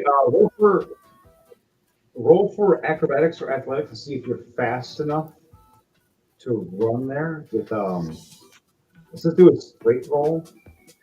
So just roll 1d20 plus either one of those and let me know what that is. My athletics check is an 18. 8 plus 10. Okay. You just barely make it. Right as you step in front of the princess, as the DC was an 18, she was going to get hurt. You just left out. You throw your green body in front as a blade pierces right through your left side, just, and your blood starts trickling down. At first, it looked like there was nothing there, and you look back and see a sword in a certain angle, right through you, bleeding. You see him twisting it, making a circle. Oh, you're fast now, aren't you? You take 10 points of piercing damage. Oof. And then you said you're going to grab the blade and try to bend it? All right, roll a strength check for me to see if you can grab this blade and twist and bend it. It'll be a straight roll for this because you are impaled on your other side. I'm 14. A 14 just barely succeeds. As you grab it with your green hand and your hand starts bleeding, as you're thinking it's like paper and then it's not. You start twisting and try to bend and break it, it starts cutting you. But with your orc rage, you stick your thumb in the right spot and you push, snap it, and you yank and throw it out of his hand as the other part is still stuck in your shoulder. And you just look towering over him with your hand covered in blood. Finger cut almost in half, but still there strong, healing, but you're only taking 2 points of slashing damage from doing that. Anything you say or do to him as you run in front and rip his blade out of his hand after his hand, or after he stabbed you, trying to stab the princess? That wasn't very nice, you sneaky git, with your little pig sticker. No, better name. You little toothpick. As I grab my big chopper in my other hand. Now it's my turn. That doesn't look so dangerous at all. Huh, only fire really hurts me. He doesn't know that your axes catch on fire, by the way. So you want to give him that surprise? Then you just ignite them and pull the trigger. And you see the axe just... Oh, shit. This is not going to be very good tonight, is it? Better grab the loot! I'm going to roll an acrobatics to see if he can grab... Nope, he rolled a 2. So he rolled a 2, trying to grab his loot. Play a quick song to see if he can distract you. He fumbles it to the ground right in front of your feet. What do you do with that, Dark Trooper, as this loot hits your feet? I take it, I keep it behind me to give it to the princess. Because he's an orc, he doesn't care about loot. He doesn't care about gold and jewels. Princess is like, I've always wanted to play the lute. Thank you. But how do I play a 2D lute? Huh. I'll just keep it for funsies. She grabs it and puts it in her bag of holding. So, your turn will end there with your facing off of them. It's not going to go any further for that. So we're going to go back to the other side now. Drawl. What are you doing first? Before Edward Knight, and then we're going to go to Fleming, and then Scattermates. So what's going on near me? You guys got fireballs in that room. You have a sorceress that walked down the steps on the left-hand side of you guys as you were running through that room. And that sultan guy that said he was going to let you pass just flashed at Edward Knight and tried to pickpocket him. So now you're first in the combat, and Edward Knight is right next after. Then you guys have to react against these creatures. So what are you going to do against these two people? A sorceress and a thieving rogue. Are they in the same area? Same room. Okay. I cast second level spike growth on them.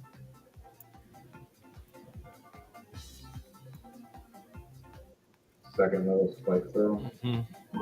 Basically turning that entire area into nothing but spikes.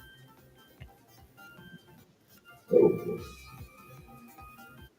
All right, so the ground, and now does this affect us as well, your friendlies?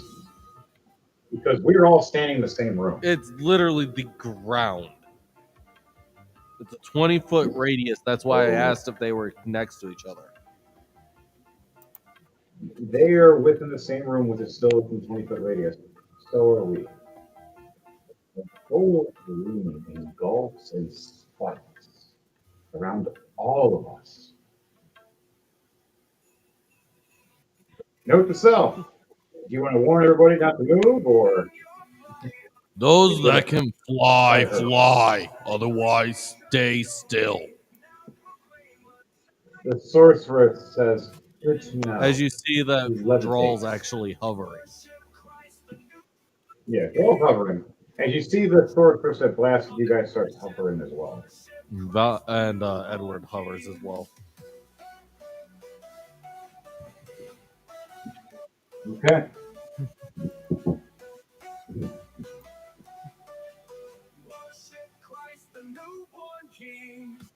All right, so guys, you summon. And then for the bonus Sorceress action, I need here. them to make a deck save.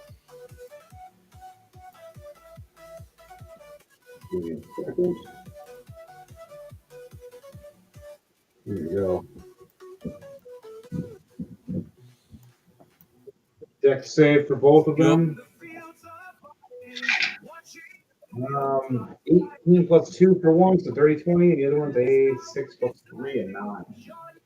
So failure. Okay, so one of them is going to get affected then. All right, the Sultan, the thieving Sultan is getting whatever you're doing to that. Huh? What are you doing to the Sultan rogue? Sacred Flame. All right, Do Sacred 15 Flame. Nice. points of radiant damage. Ooh, nice damage. He takes damage, and you just hear him scream for a second. I'm not screaming. But, all right. Anything else you do for your turn for him before you go to Edward Knight? That's all he can do. All right, then you go to Edward Knight, and what is Edward Knight doing? Make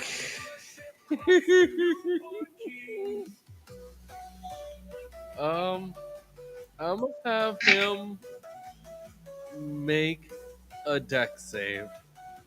Have them both make a deck save.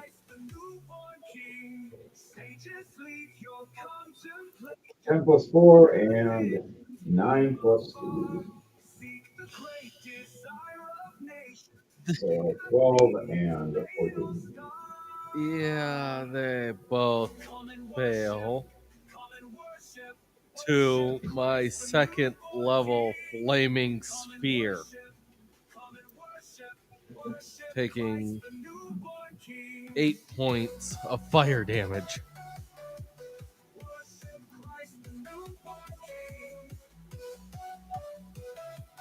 That's just 8 points instead? 8 points of fire damage. And that's just the first action.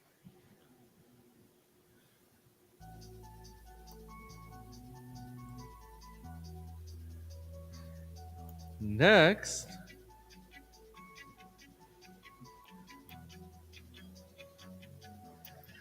does a 22 hit for the guy that did the Yes. pickpocket. Yes, it does. He is taking 29 points of fire damage from a firebolt.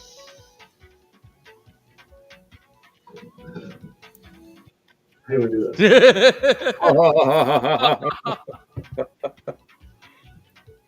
So Edward He's having a bad day.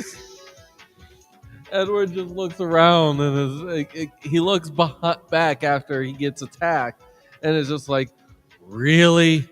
Is that it? Did you forget I'm fire? Snaps his finger to create the sphere. And as he's inside of this sphere, all of a sudden, just a firebolt, like almost like a bullet shape. It just comes flying straight at him, hits him in the chest, and just instantly engulfs him.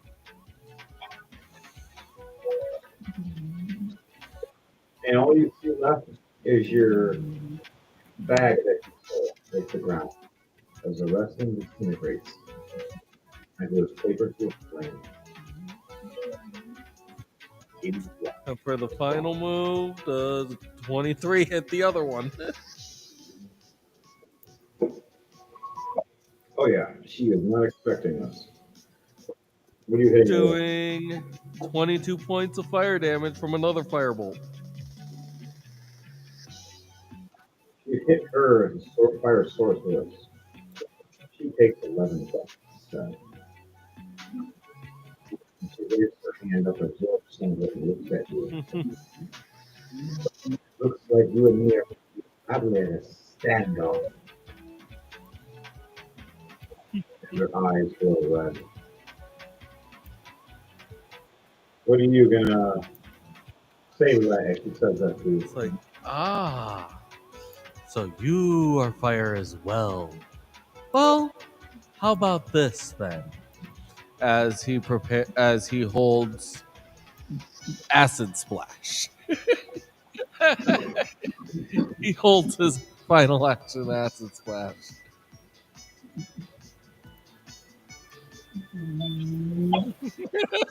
So he's basically going to be holding 2 balls of acid splash just in his hands as they're doing their stare off. That was very, very clever. I like it. I like it. Okay, so end your Yep. turn. All right. Fleming, it's your turn. What are you doing with your dwarven friend on the side hallway as you see Devante's character take out the one guy? And the fire sorcerer is still in the hallway, trying to hit you guys. So fire's coming down the hallway? There you go. It's just a fire sorceress that's floating in the hallway with you guys, trying to kill you guys now. Well, Edward Knight has balls of acid in his hands. After setting the place on fire.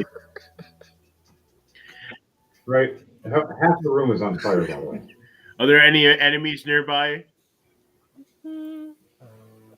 That's the enemy is the fire sorcerer.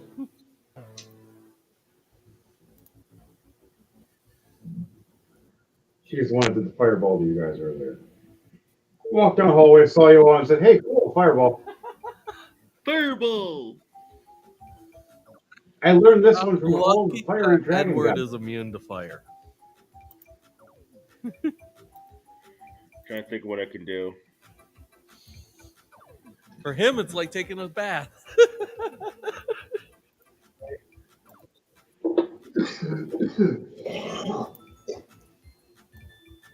The only thing that would hit you is the percussion damage. You get knocked back by a shockwave. So you can either attack her, you can talk, you can walk down the hallway. I'm going to attack her. Sweep the floor. All right, what are you hitting her with? With my quarterstaff of cleansing. All right, cleanse away. Cleanse the A 16. 8 plus 8. Nice. Nice. You just hit the AC. Roll for damage. Okay. 4 plus 4, 8. 8 damage. Whack! As she loses her concentration, falls to the ground from hovering. Takes an extra 7 points of fall damage. All right, you still get one more attack with that attack. What is that physical attack going to be now that she is eye level with you? And then I take my staff, put it under my armpit, and then do a force and an open hand push in her sternum. All right, roll for attack. Or unarmed strike. 19 plus 7, 26. Yeah, definitely hit. How much damage are you doing? 6 plus 3, 9. 9 damage.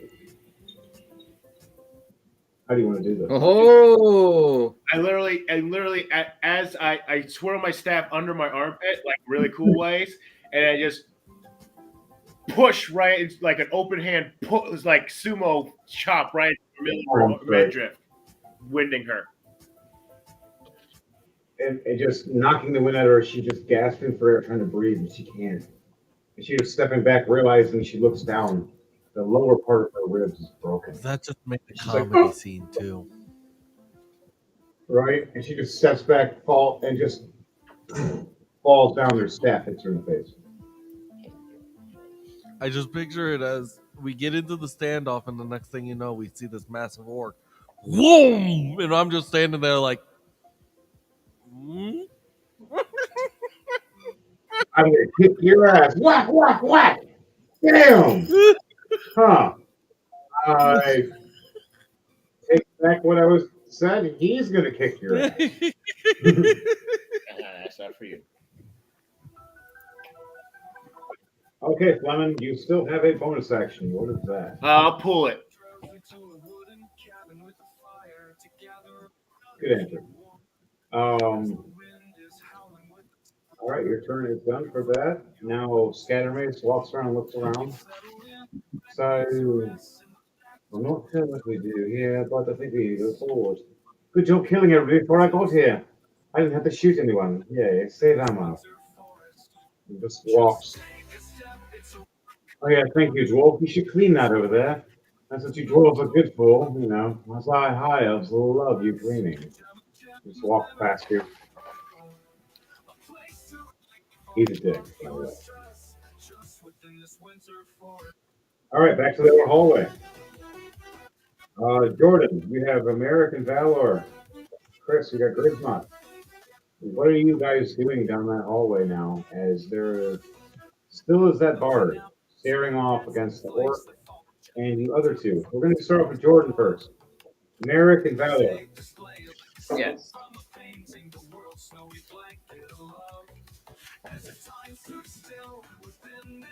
What are your characters doing?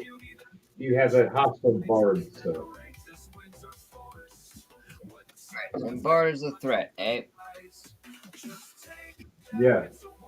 All right. Well, Merrick is going to right off rip draw his 6th card,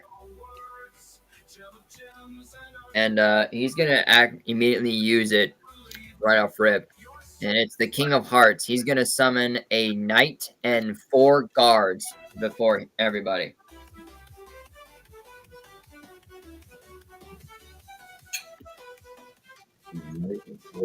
Okay. And with that, he's going to use his he's going to send 1 card from his hand to the graveyard to be able to use Eldritch Blast, channel it through his knight to attack the monk in front of Bard. Okay, so these 5 knights appear right in front of this bard. He's like, wait, whoa, you guys have security? I didn't know that.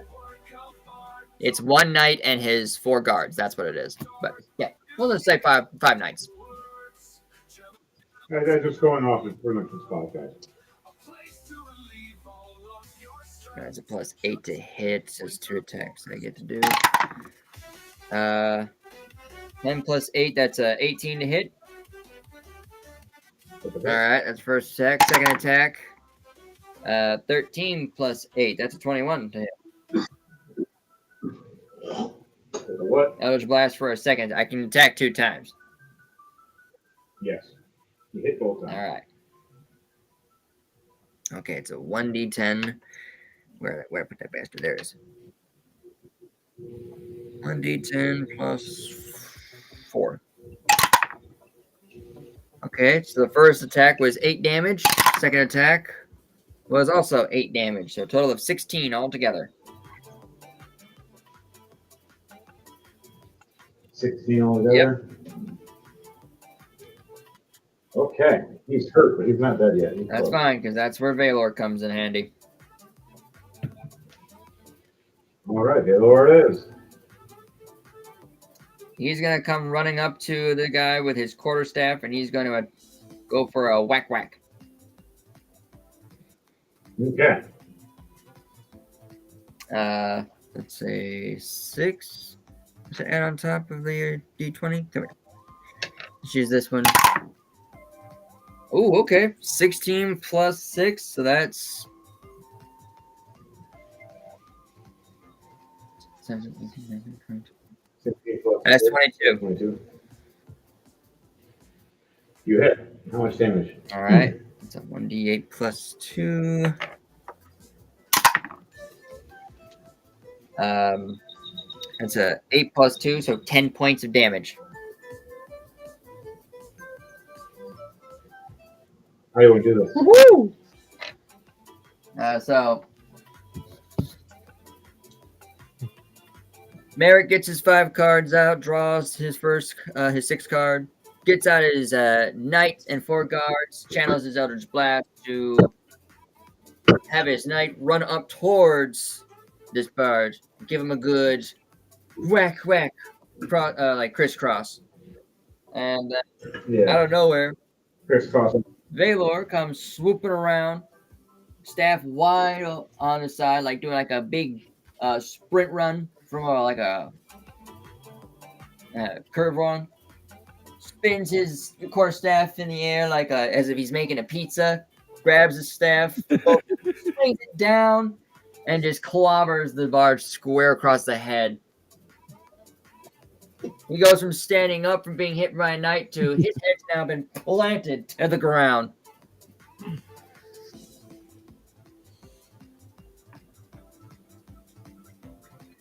All right. And you just watch him just lay flat and just die. Yep. The hallway is now Shit. clear. The hallway is clear for now. Is there anything else you want to do before you head forward down the hallway? Or check out the other rooms down the hallway? Yeah, I'll keep the knight and the 4 guards with me as kind of like to make it look like, yeah, we've got bodyguards guarding us. So hopefully the enemy will attack them instead of us.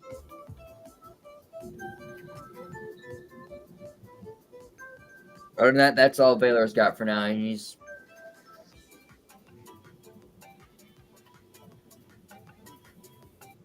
Okay.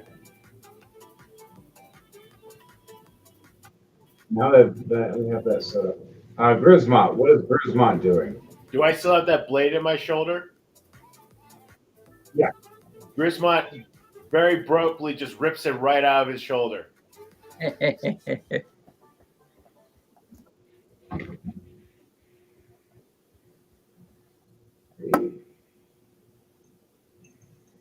what's that? Ooh.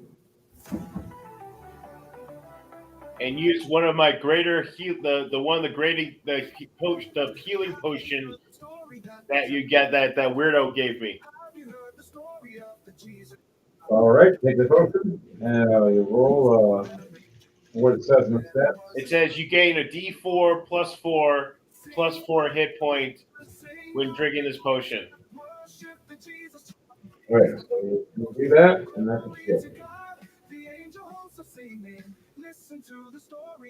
D4 Okay. plus 4. And yep, I got it's a great 11. Nice. All right, you guys come across a door on your left and a door ahead of you. There's a big one ahead of you, and there's one to your left that's a smaller door. Which one do you choose? I go for the bigger door.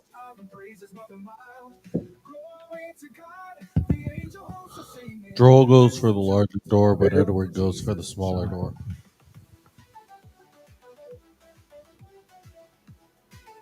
Valor will go with the. Oh wait, Drogo is separated from us. Drogo's right now. Drogo, where the hell are you?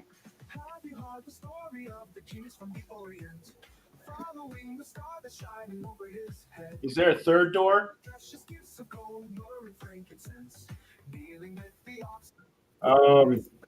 Technically, just actually head you back Where you can. I'll go with Aha! your spot. We'll go with Oni's characters, and Clemens will follow DJ's characters. All right. Well, which one of my characters? Because mine are splitting up. One's going one way, the other's going the other. So which character? Probably draw. I'll take Drawl then. Really hard to follow a guy that can jump through shadows. Mayhem knows. He chased Edward Knight many times. Never caught him. Except for the one time by accident. It was just, he freaked out, grabbed him, threw him. Went, oh, you're real. Oh, wait, that was you. Come here. One and only time.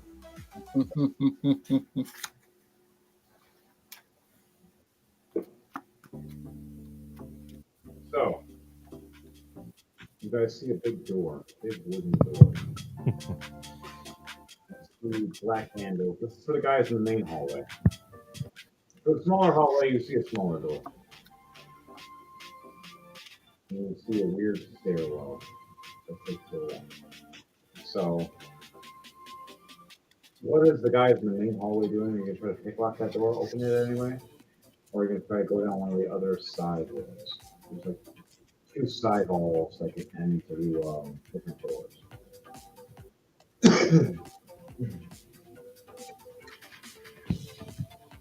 What do you do?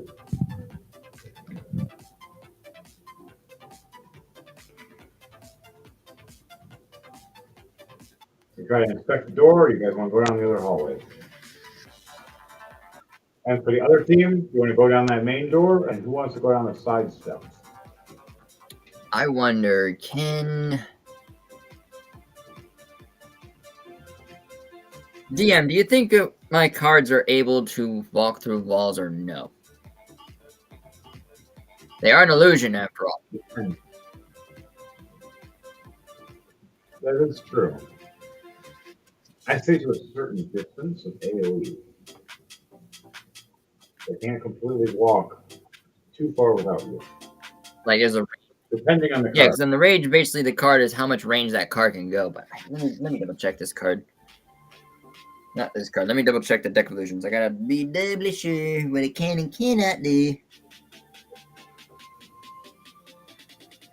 While you do that, Yep. Ulrich walks up and opens, or tries to open, this door over here. So does anybody got a key? I'm trying to twist this knob and it's not turning. As he asks Edward Knight, and he asks Rawl and Fleming. Edward Knight, you can either choose to go down that side step area, that's a downward spiral, or you can go down the door. With everybody else trying to go the door. He's going the opposite way down the spiral. Not down the spiral. Edward went down the spiral, but Drawl's going through the door. That's what I'm meaning. That's what I was meaning by they split up. Yes. So, draw flies here. Edward Knight disappears and heads down the stairwell here. You head up. Oh, it's this one. Yeah, there's not really much Droll could do. All he does is just pull out a crowbar and says, "Maybe this might help."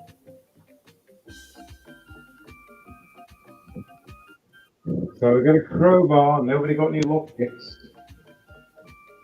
You got a locksmith. They laugh. All right. You can do a strength check on that. I'm going to do a lockpick. I have a lockpick. So the hand. 16 plus 2, 18. Ah, yeah, that makes sense. All right, I have a reading the card, it's 16. very interesting. Okay. All right, so as you're prying, I try to unlock it, and we hit it just right at the same time. You fling it right open. There. Pro to the con, the trap activates. Oh, you hear that sound?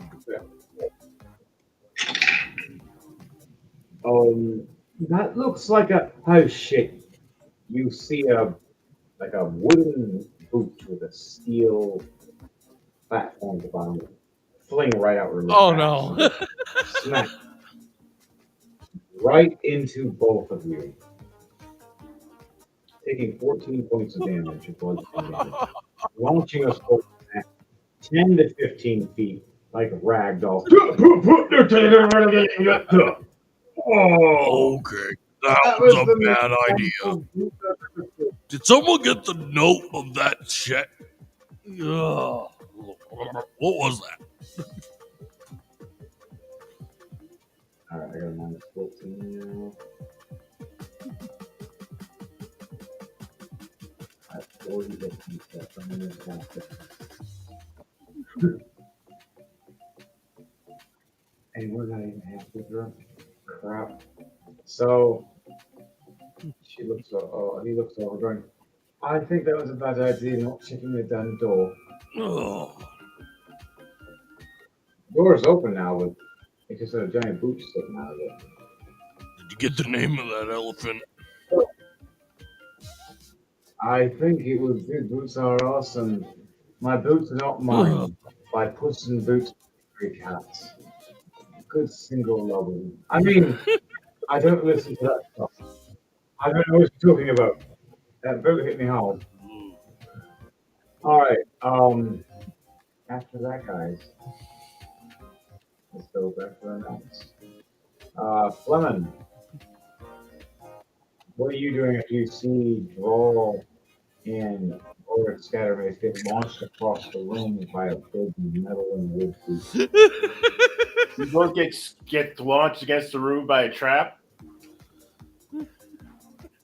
Yeah, we flung a trap like idiots. I think we My learned orc falls down laughing as you two get flown across the room. Go, oh! the dwarf just Well, I mean, Drawl has more wisdom than intelligence, so he's not the brightest tool in the shed.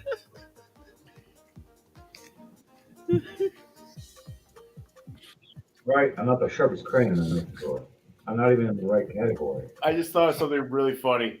Plymouth goes and tries to open the door. The door's already open. There's just a boot sticking out of it now.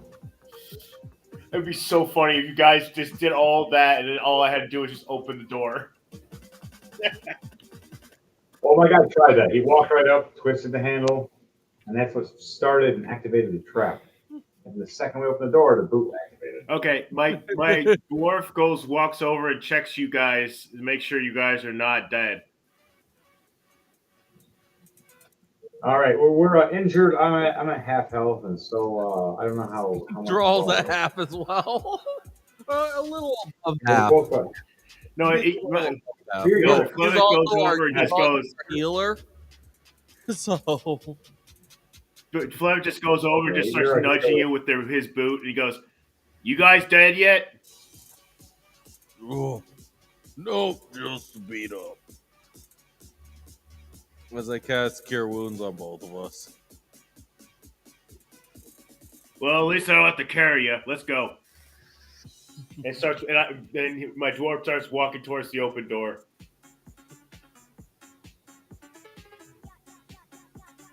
And that'll be 9 points more back to you.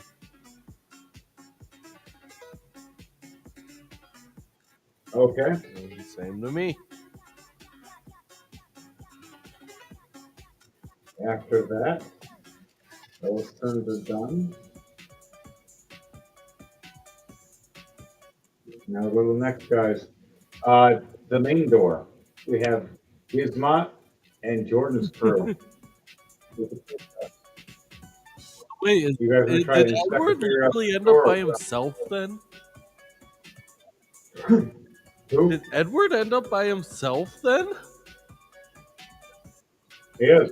He went down those steps by himself in the shadow. He's a level 20. He doesn't care. No one can mess him. Technically, in the world, he'd be like a level like 25 or level 30 right now. Yeah, probably level 25 right now. It's only 30 something. Once it's like 50 years ahead, it'll be like, it'll be like 40 or whatever.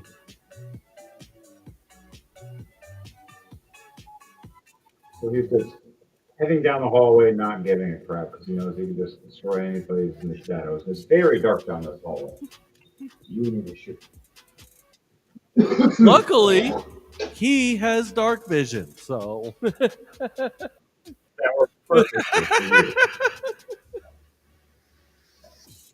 you. So does Grismont. So, what are you guys doing for Jordan and Chris for opening the door? I'm going down these other two hallways. Can I do a perception check? Yes, you can. So the guards and the 4 guards and knights, they can go about 30 feet away from me. I do. I got a Okay. 16, 11 plus 5. You look around and you see the big door that's made of strong kind of like magical looks. Hard to open without proper keys or a picklock it. You look down the hallway to your left and to your right. You hear footsteps on both ends. You hear them getting closer and clanging of metal environment. What do you do when you hear all this? Do you want to warn everybody? Or are you just going to just go off and go crazy? I warn everybody. I yell, "Oi! There's someone around here. I hear footsteps." Okay, the 4 guards and the knight, they have 30 feet of movement from me. Also, the enemy, if they see this creature play before them, they have to make an intelligence check. They got to beat, I think it was a 15 or an 18. Let me double check. It was 15 or 18.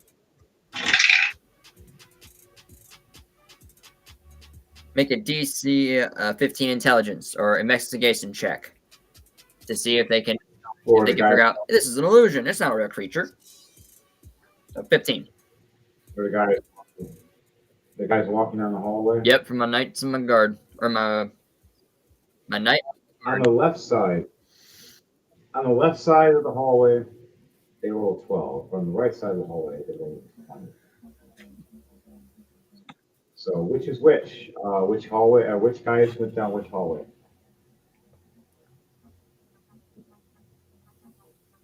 I will send them to the left side of the hallway. Okay. You send them to the left side of the hallway. They think they're real knights. What the hell? Oh my god! Oh shit! They brought an army, come! Guards all draw their weapons to show that they mean to attack. Open a try and pull a scare tactic. They don't make any sound. It's just you see them, but you just don't hear them. Roll intimidation checks for me. Okay. With advantage. Intimidation. I think I can pull this off. Think. What's my positions out of there?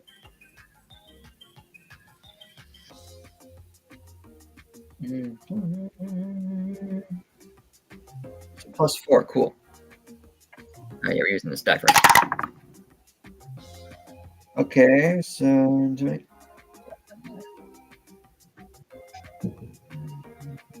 that's 13, 14, 15, 16, 17. So 17.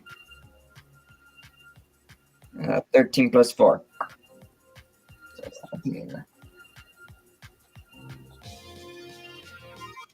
They believe they're real. They're terrified, and he turned tail and run down the hallway, opposite direction, and close the door behind them and lock it. Guards will form in front of the knight as like a shield wall. Knight will put his sword away and point towards the door, toward like door's been breached, but prepare to, prepare to breach. He's actually doing like, knight commands, like as if he's commanding an army, like, the door's been breached, prepare to breach it. And they're just freaking Eric hears out. this. These creatures may have voices and sounds. He hears these cards talking. It's just everyone else around him saying they don't hear. They just see it, but they don't hear a damn thing. Unless you hear a boom, or a zap, or a crackle, pop. That's the only sounds you'll get out of that. Wait, so wait. Oh, so are you making Rice Krispies then?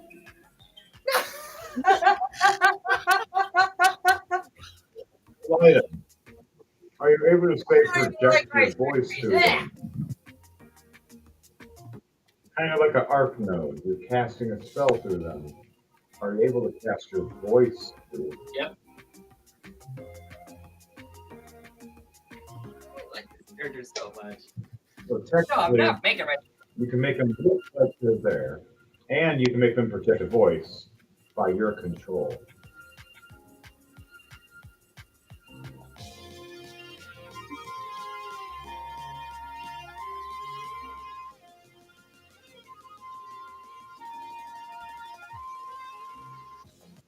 So, what else are you doing? As the left side is clear, the right side still has knights coming down. Valor is going to go on the right side. He's going to try and do, how many feet movement you had again, buddy? I forgot completely.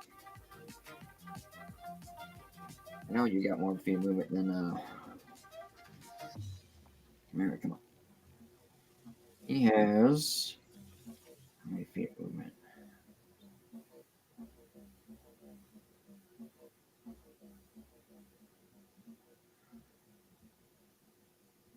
$45 feet. Okay, he has about 45 feet of movement. So, is Valor able to make it to the other guards on the right side? I have about 45 feet of How movement. many moves? Yes. Okay. Down the corner when it curves, you have enough speed. If I have enough of an opening gap between the guys, I want to try and get like a running sprint and do a hop, skip, jump. So left, right, up, and start running up the wall over people, so I can come down on one of the guards to do a above air attack. Okay. Roll an acrobatics or athletics to see if you can run up All right. the wall and over. Let's do it. Ooh, I have a +6. That's awesome. No, not that one. That's Merrick's die. This one is Valor's die tonight. All right. Ooh, that's a dirty 20. 14 + 6.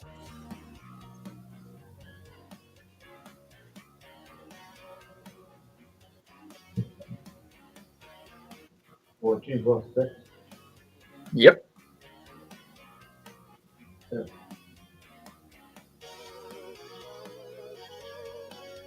So, you run right up the wall. Matrix style, just do. And start running right above it. And you flip over and do a kick right down onto this one guard that's walking with his spear. Sees you running up the wall, and you're like, where'd he go? And then the last thing he sees is your foot before he gets knocked to the ground. Ooh. How much damage does he do? Okay, so if we're doing that for physical, I'm gonna go to his. Let's see, what was it? Unarmed strike. Oh. Nice. It's a 1d8 + 2 for bludgeoning damage with his foot. Ooh, okay, cool. That's 6 + 2. That's a 8 for bludgeoning damage of unarmed strike with my feet.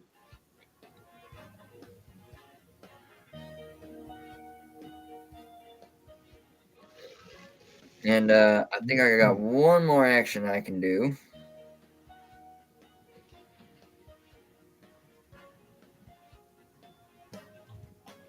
I want to try and do like as I land my foot on his head, I want to use my staff to kind of set to the ground from where he's at. Use the momentum of me flipping around him, and then using the staff to like push up, and then I'm gonna try like I'll pop him from the head down as I flip. I'm gonna have to I'm gonna stick figure this after this. Oh my gosh! At first, it's standing upright, and then he's completely on his face, confused, hurting, almost unconscious. Oh, that is a nat 20. I will take the pick right now.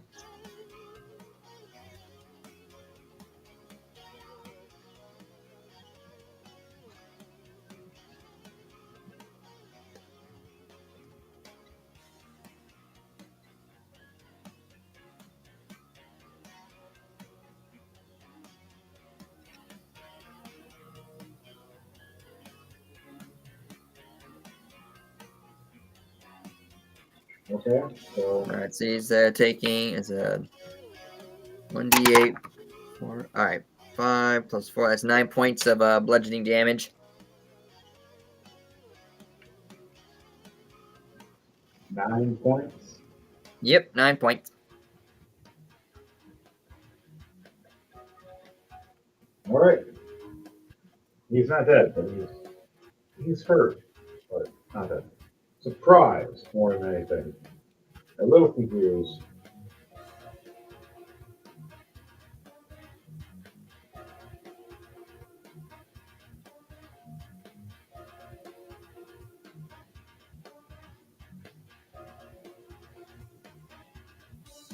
But that is all that Baylor can do this end of his turn.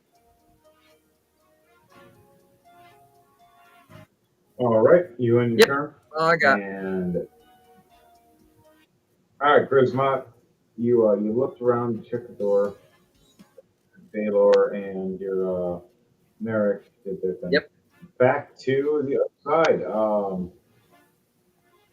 Draw and Edward Knight. Which one do you want to start off with, Devontae, or your characters? I'll start off with Edward this time.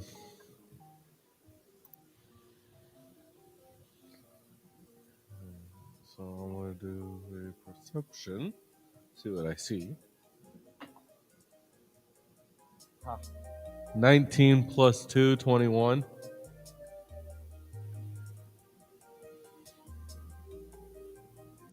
Yes, a 21 is succession.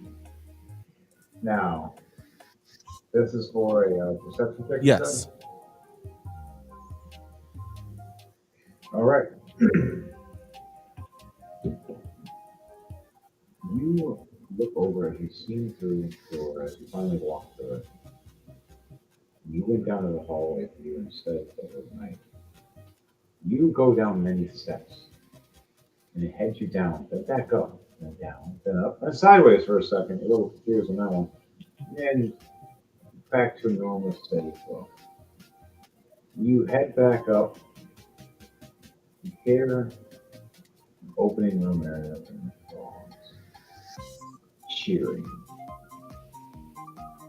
As you get to the booth, you realize a bunch of these two lithographs cats talking about betting for one of these fighters fight in this dome. As you see 4 fighters in the arena getting ready to face off to see who will win and gain the grand prize.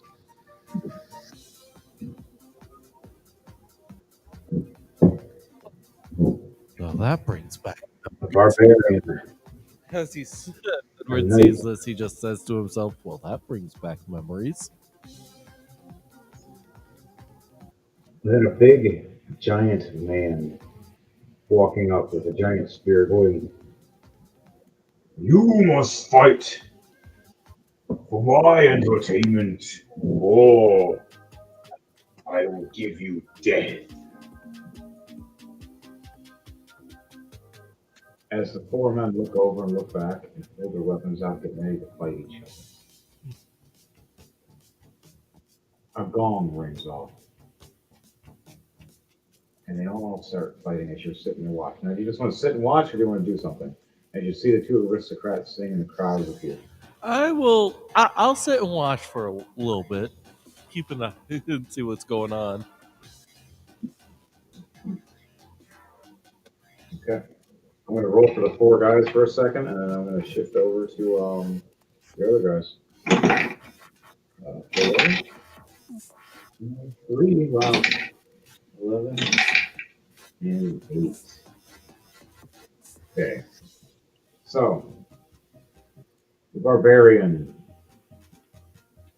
gets an 11, getting the highest. The most damage for the win of that turn at the beginning. The knight, hoping everybody was thinking he would have got the best, but he got a 4. He got ripped up quickly as he was surrounded first, and so did the barbarian.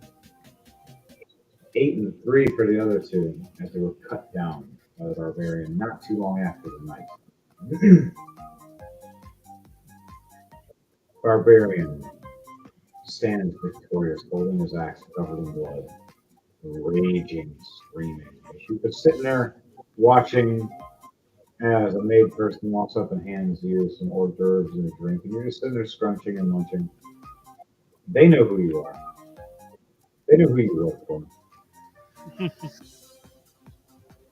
No one ever was purposely being hostile to Edward Knight. Only the fire lady was, because she was just more of had a grudge. The rest of them know that you work for Drunken Dragon Brawlers.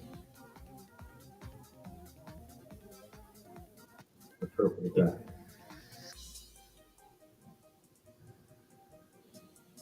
All right. Now, what about the rest of the guys? They open this door. What you guys do is the door finally opens, the moves away.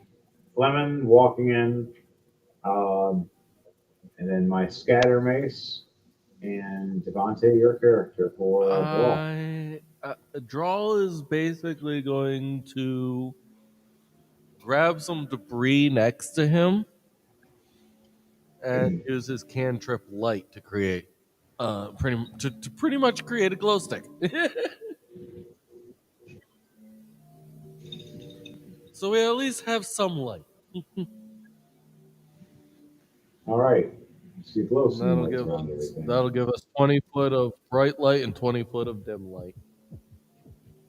Right as you do this and you walk in the room, brightening up the room, you see this big, muscular woman with a giant-looking hammer axe.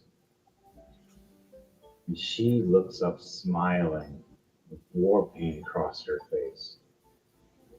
Ah, darlings. Have you met Molly? I'll show you her. She's mean. As she rages, rushes Oh boy. right at Oh boy. 17 plus 11. 28 to hit. Plus a 3 for the rage. So she hits you with this giant axe, but instead of hitting you with the axe, actually swings it. She flips it around right to the hammer. Ooh. And just right in your stomach and launches you right into the wall. No wings for you, mister. Oh. Your back and your wings smack against the wall. Your tail feels like it bent a little bit, just from the concussion. And whatever you ate earlier is now upchucked from the hammer hitting you so hard in the stomach. You were also sober if there was alcohol in you. It's gone. Which is actually a good thing, because now I can wild shape then. You You look up at the wall going, I don't need these wings now. Thanks, bitch. I can do other things. Sober me is scary. You wouldn't like sober me. The hell does that mean, sober me? What's sober mean? You see, I was drunk off alcohol. You just knocked that out of me. And now, and he grows into a massive gorilla.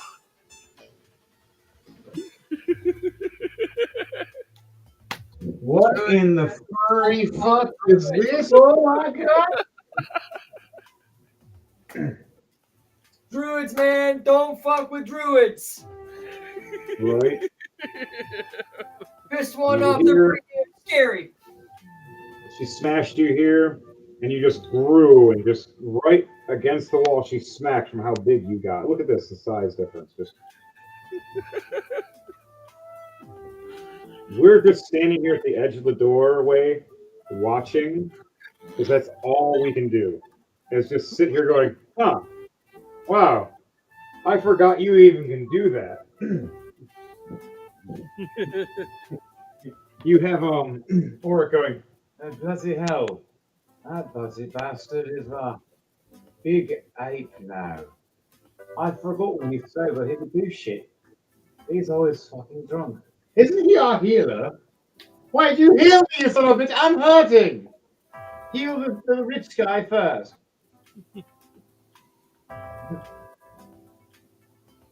But that's the end of Oric's turn. What does the Fleming do?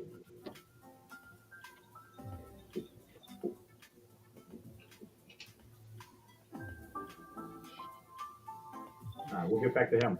For you, DJ Thunderbase, what does your giant gorilla do? He is going to do a swipe attack with his with his paw. All right, giant gorilla swipe attack. Roll for attack for me. You get a plus 10 to your attack. 18 plus 10, 28. Nice. Your damage bonus is at plus 20 to whatever you roll. So roll a d20 for attack and or for damage and let me know. D20 plus 20. So 5 plus 20, 25. You smash this barbarian. She takes half damage because she's enraged. And she hits the wall going, "Ah, fuck, a real fight." Because I just hit her. Yeah. Let's see here. Say I can do the shocking grasp.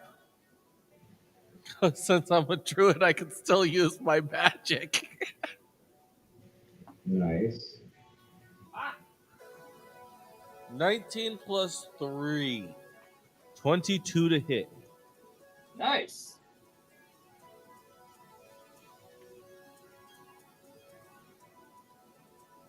Twelve points of lightning damage.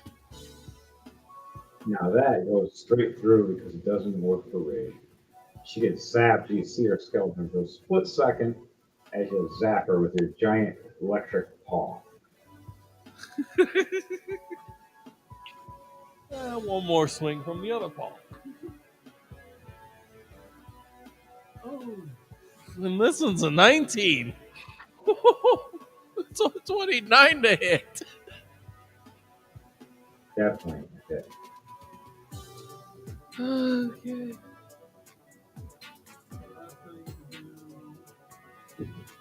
12 plus 20, 32 for the bludgeoning. Oh shit! Nice. And does a 19 hit?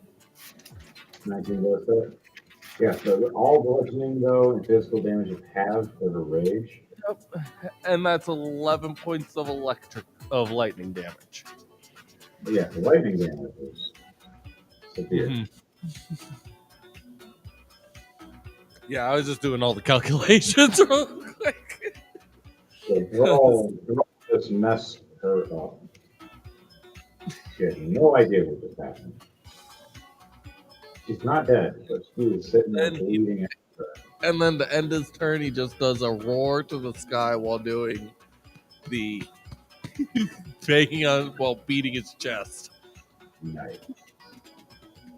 So, Chris, you there? You ready? Yeah, I'm here. All right. What's Fleming doing? As you walk in the room and see Devontae turn to a giant gorilla, bitch slap this barbarian girl several times against the wall like a ping pong. Like ding, ding, ding, ding. Just and just every time you see a spark of lightning as she smacks against the wall, like it's generating friction of static electricity in a comedic form. So the barbarian's still going all around the wall, bouncing off the walls like a pinball. Yeah, no, and she's like standing there now, covered in blood, holding herself up by her axe, and trying to look up, going, "Is that all you got?" And she's a little past half health finally, but man, she took a wallop because she took half damage for every physical hit, but the electric damage ruined her every time. Like, And it's only the barbarian in there. yeah, just the barbarian girl in there. I was making her pretty tough. I actually forgot that Devontae could just be a druid and just. The second I was like, "Oh, you're even still around." He's like, "Good, because I can wild shape." And I'm like, "I forgot you're a druid." Yeah, that's the only reason I wasn't able to wild shape is because he was drunk. She knocked him sober. Oh boy. My Flemis goes in for the attack.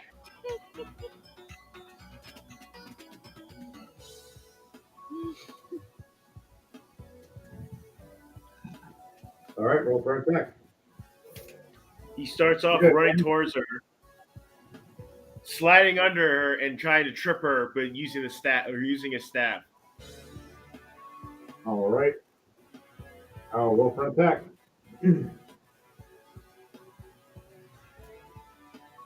16 plus 8, 24. You hit. As her AC is 16. 6 plus 4, 10.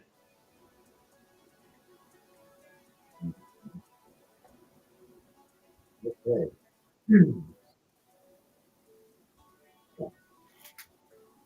She's hurt. It takes half damage for the physical damage. Anything magical, though, is half.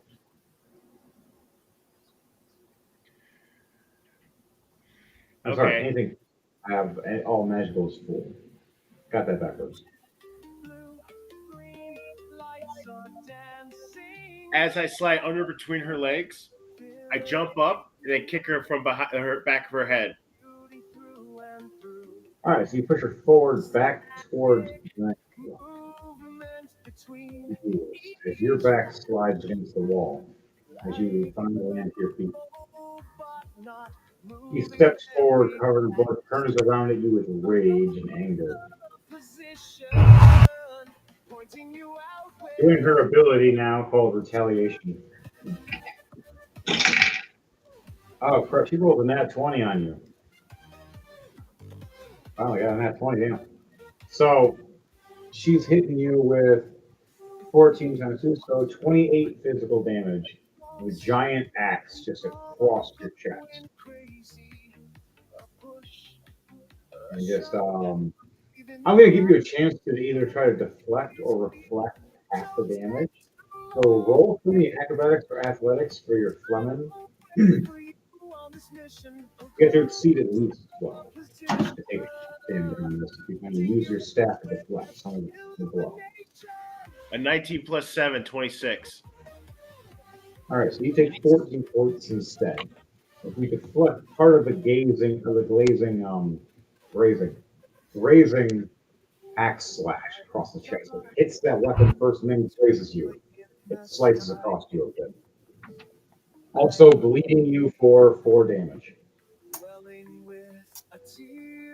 Hang on, I think I got something.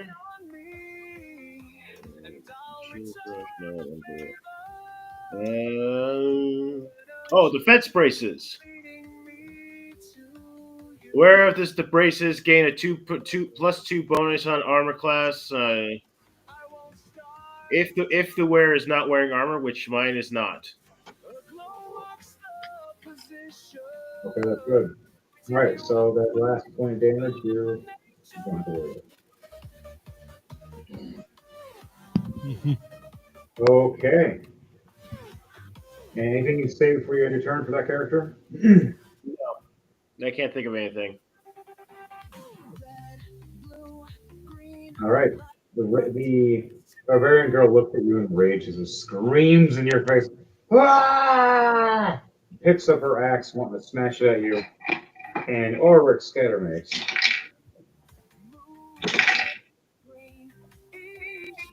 That's a score. 1, 2, 3, 4.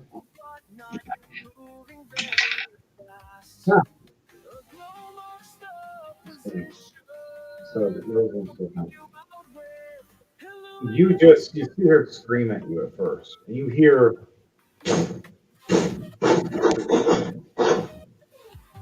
just her shoulder hit, another shoulder hit, and then you see the back of her skull.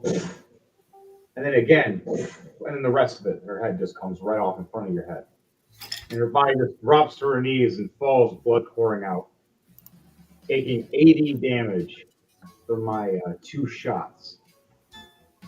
I hit a critical on her, by the way, of 2 nat 20s, 1 per shot. Nice. So, Nice. Splat. All over. You're sitting there going, aha, I can kick your ass. And she's like, ah! And you're just covered in her brains. You're just like, I gotta clean this. By the way, did I take damage? It was 26 damage, right? For what? What did you say? With the attack slash, she did with her retaliation. She slashed for 26 damage, wasn't it? It became 14 damage because it got halved because of your deflection of your staff. Just wanted to keep myself on track. Cool. Can my dwarf pick up her axe? Yes. What is your strength at? Your modifier. My strength is 16 plus 3. Okay, you can lift this axe. I'm not going to use it. I'm just carrying it to give it to my orc. Nice. You grab this axe and you just feel a sensation of rage wanting to smash things when you grab it. It helps you berserk. So it'd be good for someone that likes a berserker rage. A berserker's mauler is what we call it. Or a molly, depending on if you want to call it molly or mauler. But it's a berserker weapon. Okay. So it gives a bonus to anybody that's raging and berserking.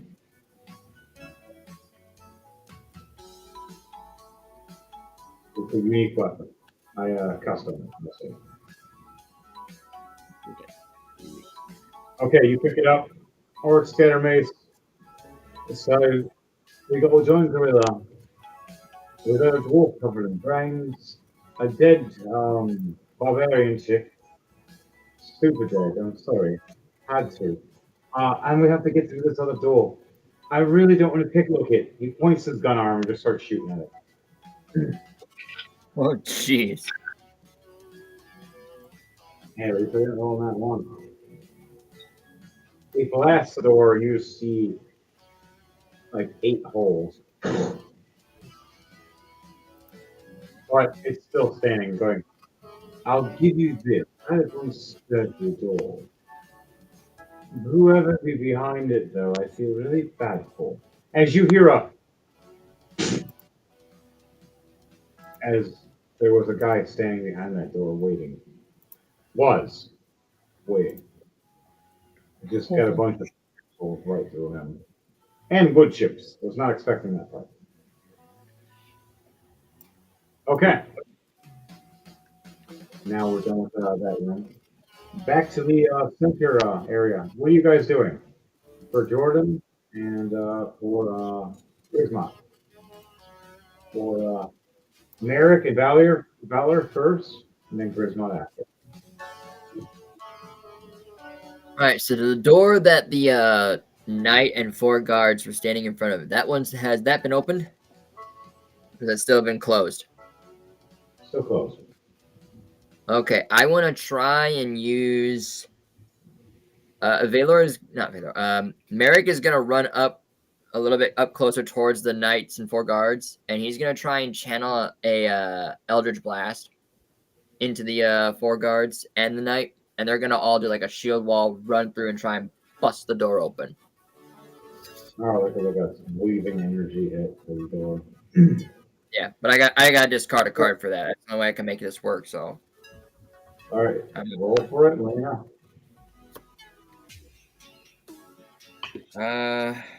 I will discard the Ace of Spades Leech and have them do the Eldritch Blast, basically attack the door, break it down, and then let's see if it hits.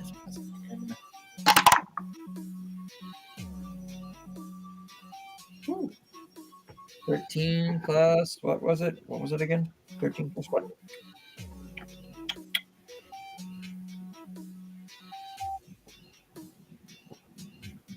Come on, phone. Work with me, not against me.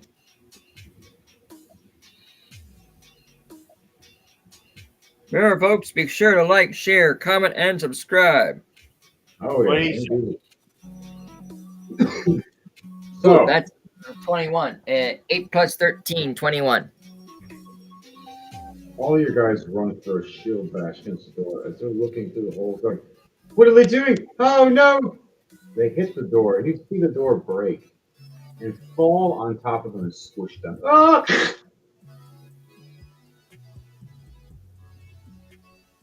Just squish. If anyone could hear these guards as they're breaking down this door, prepare the shield walls! Heave! Breach!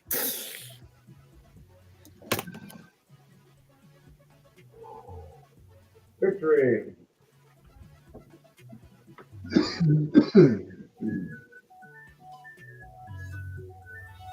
That's Merrick's turn.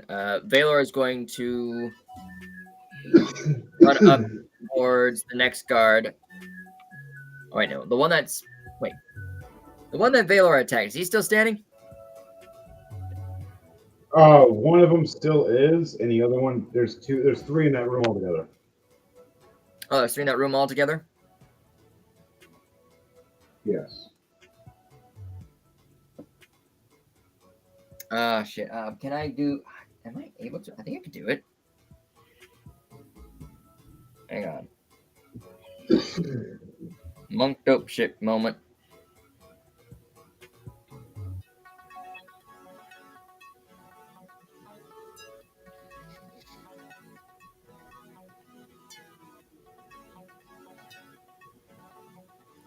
Do I have it? I don't think I have stunning strike.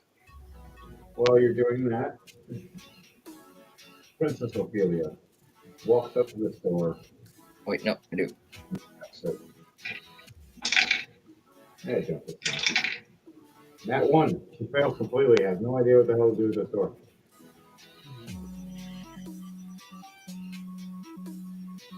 Probably be ending it to be continued tonight. Valor is going to use stunning strike on one of the guards. Stunning.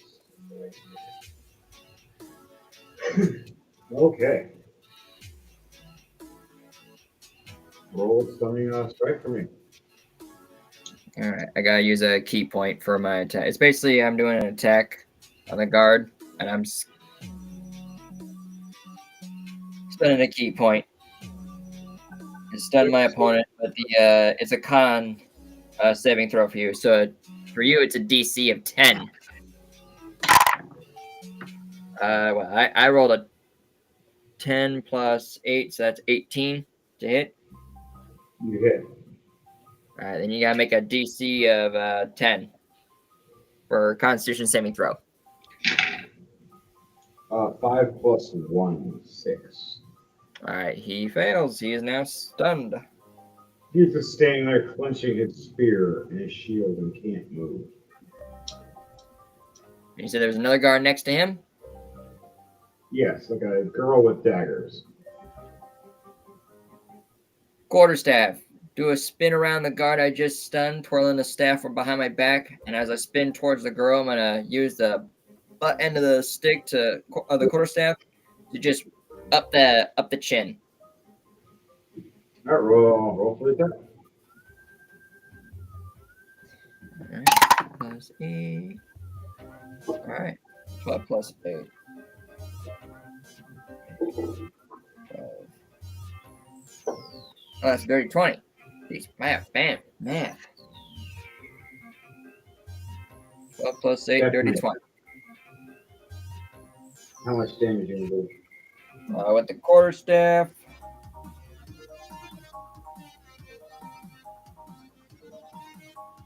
D8 plus 2. 6 plus 2, that's 8 damage. To the girl with the 2 daggers.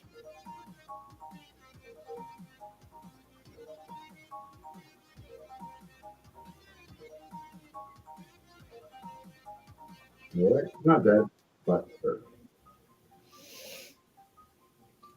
And then final action for Valor, he's gonna go from hitting her up the chin. He's trying to break the neck with the contact, but since that didn't work, he's gonna just twirl the staff backwards, loop, as he reaches his arm up, and he's gonna just loop, pop back down on the person's on the guard's head. okay. Let's see if I.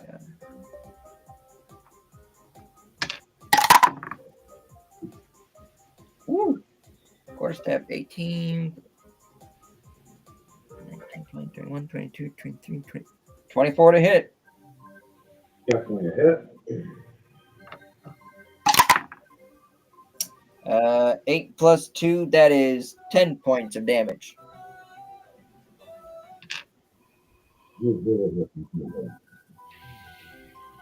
What? This one is the key point.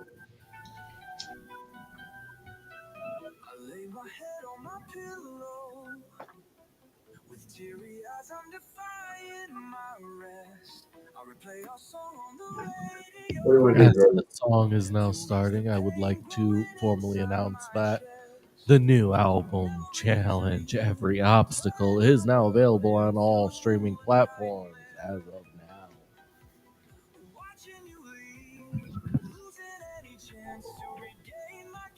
Ever.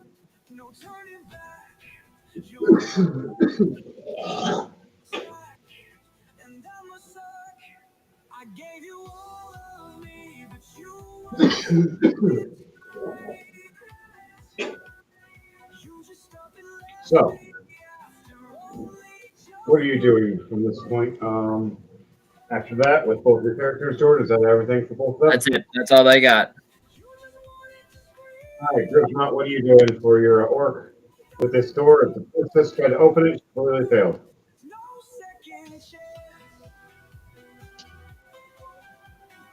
What do you do, Chris? I do a perception check to see what's going on. All right. Well, perception check. 19 plus 5, 24. Okay. You see the giant door and the princess trying to work on that. You look down the hallway and hear footsteps getting closer. You look down the other hallway where Leiden went and just decimated that hallway. Anybody else down there with destroyed now, you know it. So, what do you do?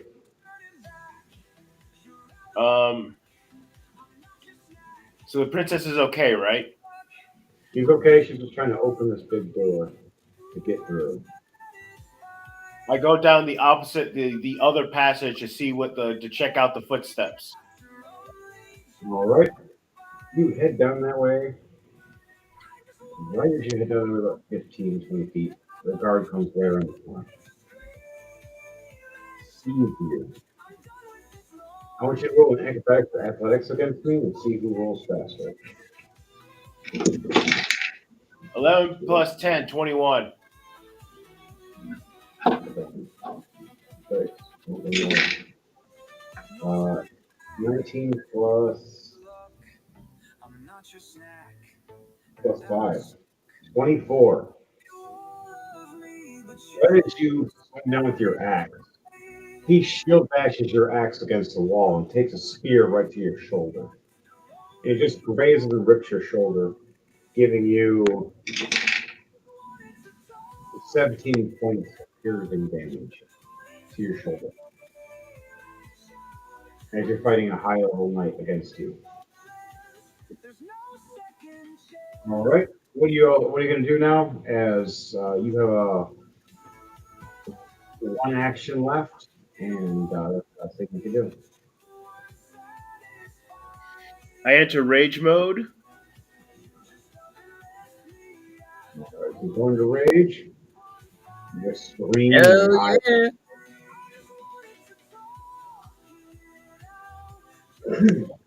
Then I grab the guy's spear.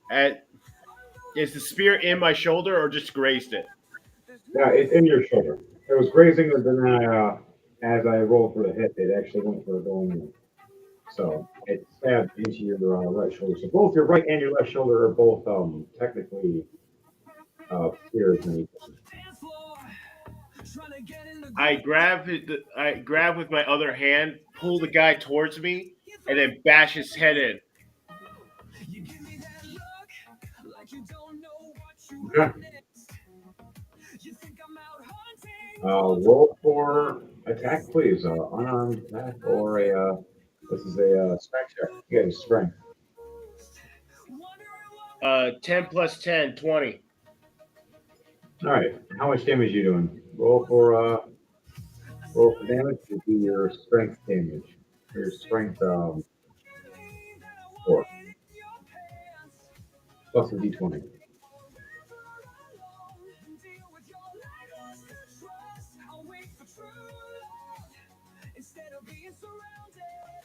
Uh, 10 plus 4, 14.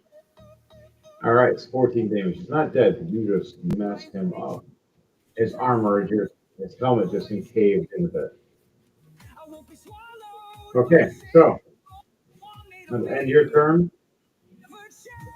Now it's back to the other guys. We gotta go down this hallway. We open the door. We start heading through. And right as Oryx Scattermace walks through, he gets smacked in the head by a staff, by a monk. All right, yep, I failed the dodge, and I failed my save. I'm paralyzed. Like this monk just did a turning strike on me. And one shot to them. They hit, and I take 8 damage.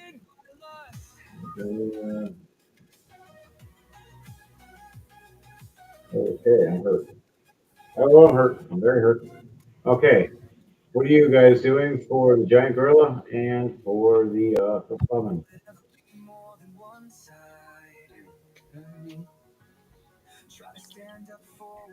So is the door open? Yeah, so it's open. But you're a giant gorilla, you can't get through as your size.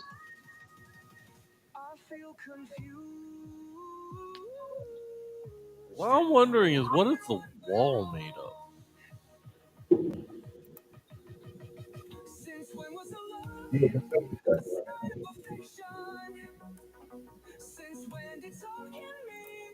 Funny. First net 20 in the night. You notice they're made of like a rocky looking esque material, but they glisten to magic. Like they were created in the form of magic.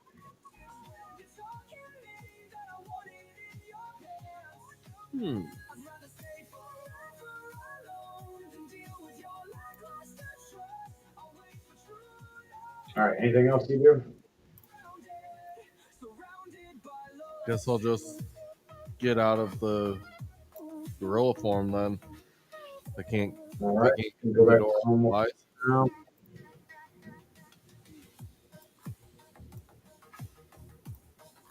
So, you want to walk down that hallway? Yeah. All right, you head down that hallway as well. You've seen I got struck in the face, and I got stunning strikes, and got hit again. And I'm just stuck there against the wall, bleeding everywhere. So, anything you want to do in that reaction? You got a bonus action left. Last thing to do. You still got an action too. Right? Action and bonus action. I am for the first action. I am actually. Where is it? There it is. I'm gonna cast Fog Cloud first. All right, all right.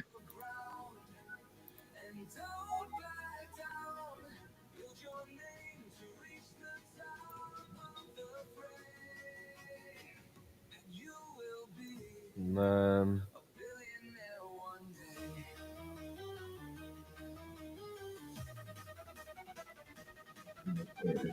I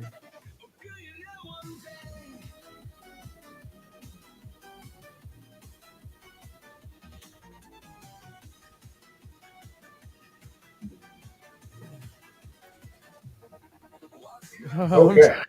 I'm trying to see what I'm gonna hold my bonus action. Okay. You hold your action. One thing I want to do is I can't do due to the fact that you're in there. Yeah. Yeah. Wait a minute. All right. So, Clement, what are you doing when we walk into the other room? Are you following with? Do a perception check to see what's in the room. All right. So you walk in the room and roll the check for me. Gonna have to probably roll disadvantage because I just put a fog cloud in there. Mm-hmm. I got 17 plus 5, 22. All right. So you got to roll with disadvantage, by the way, because there's a fog cloud in the way. So you got to roll one more time. Whatever the lower number is, the one you take out of those two.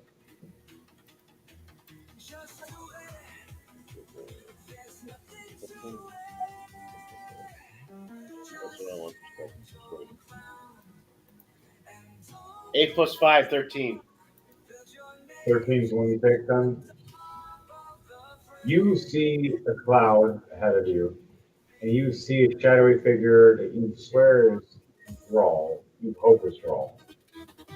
And another shadowy figure standing ahead of him by a couple feet. And there's somebody else moving in that, like the shadowy aspect, just struck the one that's standing across the wall. You're not sure who those ones are yet, though, it's too far away. And too dark because of the fog cloud. Hard to see this shadow-esque figure. Droll's the only one you know because how he, big wings, kind of dark, with horns. I'm also the only dragonborn in the spot. Dragonborn in the spot besides Jordan's character on the other side of the room. Yep. I'm trying to think what to do. Can I attack the shadowy figures? If you want to. It's a 50-50 as to whether or not you hit a It's a ally. 2/3. You have a chance to Not really hit much you two can do if I can't see what I'm allies doing. or one threat or two allies. Which one do you? What Which shadow do you want to shoot at? No, I'm not going to attack. you can hold an Oh, action. it's funny though. I'm trying to think of what to do. You can always hold an action and figure it out later. Oh, yeah, I guess I'll just pull them and just wait till next turn. All right, so hold your action. And if something happens, you can react. All right, Yes, guys. and I end my turn then. My turn. I'm stunned. I can't do nothing. All right, my turn's over. All right, Jordan, it is your turn, and let's see.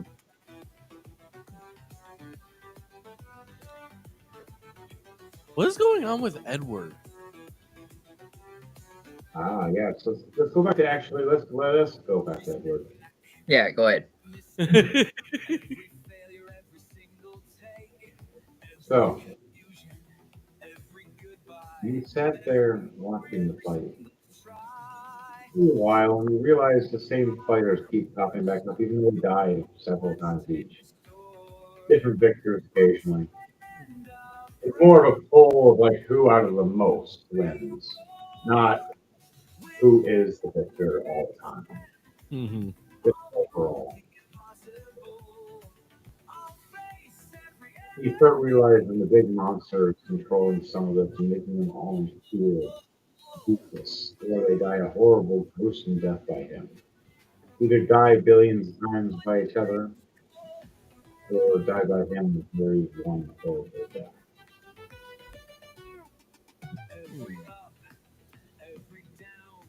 Big threat.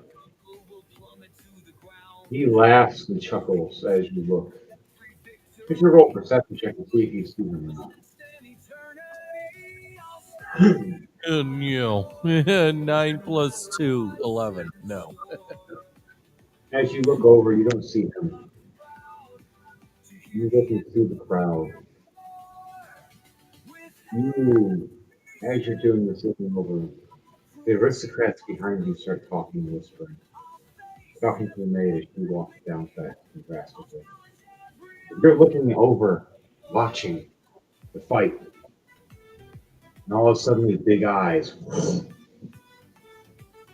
right at your face. As you look to your right, you see a giant man standing right at your face. One giant cyclops eye of anger. You didn't join my tournament. You are a disgrace. So for that, you and all your friends are gonna join my fight. And on that note, we're gonna send that off for next week for a to be continued. Woohoo!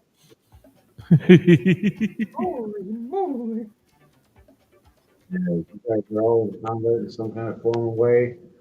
Edward Knight just got surprised by some big, angry, one-eyed cyclops with magic power. You guys are halfway through the map. How do you guys like the maps? Crap, this is huge. Holy. Oh, man.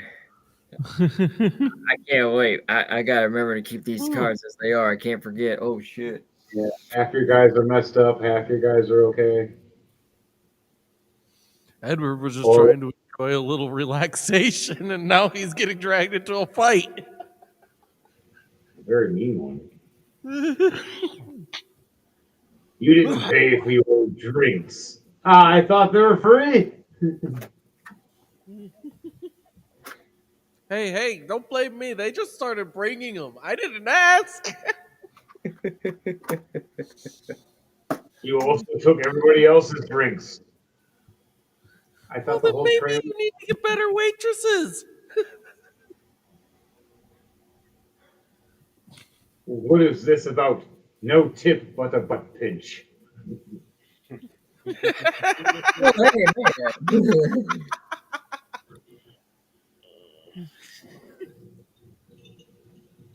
man. Oh, that'd be an awkward, like. I'm too tired to be getting to giggling. Oh yeah, I'm getting there too. That's why we're getting to the end. Cut off at a halfway point. This is perfect for now. All right, guys, girls, and squirrels. This was Squirrel? Rolling Tide. Remember, like, share, and subscribe to Rolling Tide and to DJ Thunderbase. And we do live music every time with his custom soundtracks, as well as our custom stories made for all of you to just enjoy our unique stories that are connected to each one of us from how we build our characters. And our unique format of D&D mixed with old school and new school for a format called Rolling to Die. And on that note, remember, we're done with your bullshit. It's a crazy clown world out there now.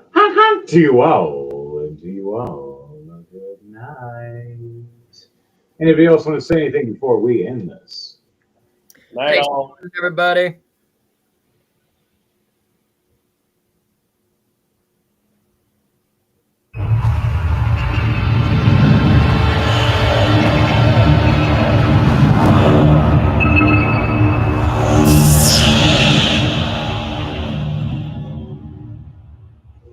This is perfect for what we're in right now.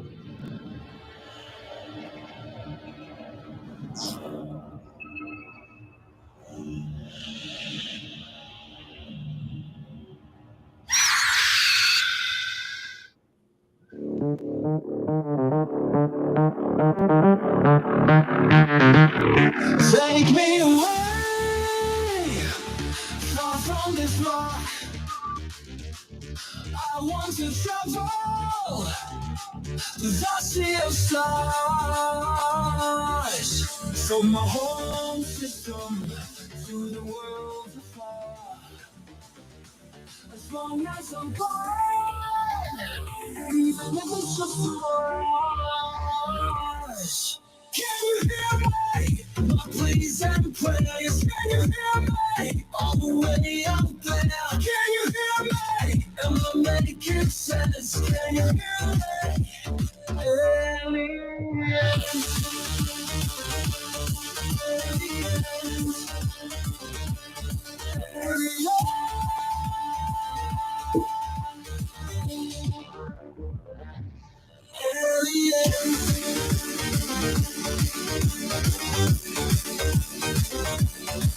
Take me away far from this rock. I want to travel the vast of stars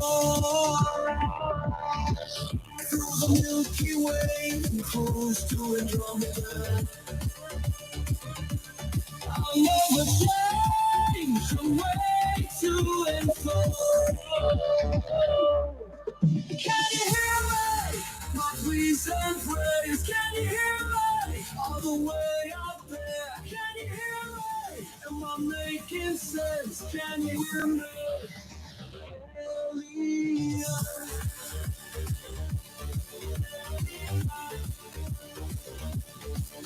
Alien.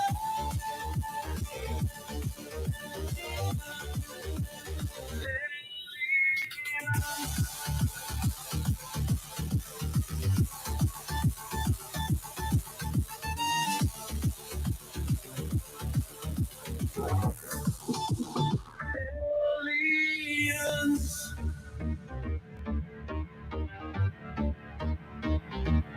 Take me away far from this rock. I want to travel the sea of stars. Though I'm just human, all covered in scars. As long as I'm gone, let this journey start. Can you hear me? My pleas and prayers. Can you hear me? All the way out there. Can you hear me? Am I making sense? Can you hear me? Aliens.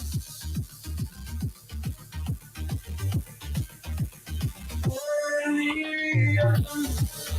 My pleas and prayers.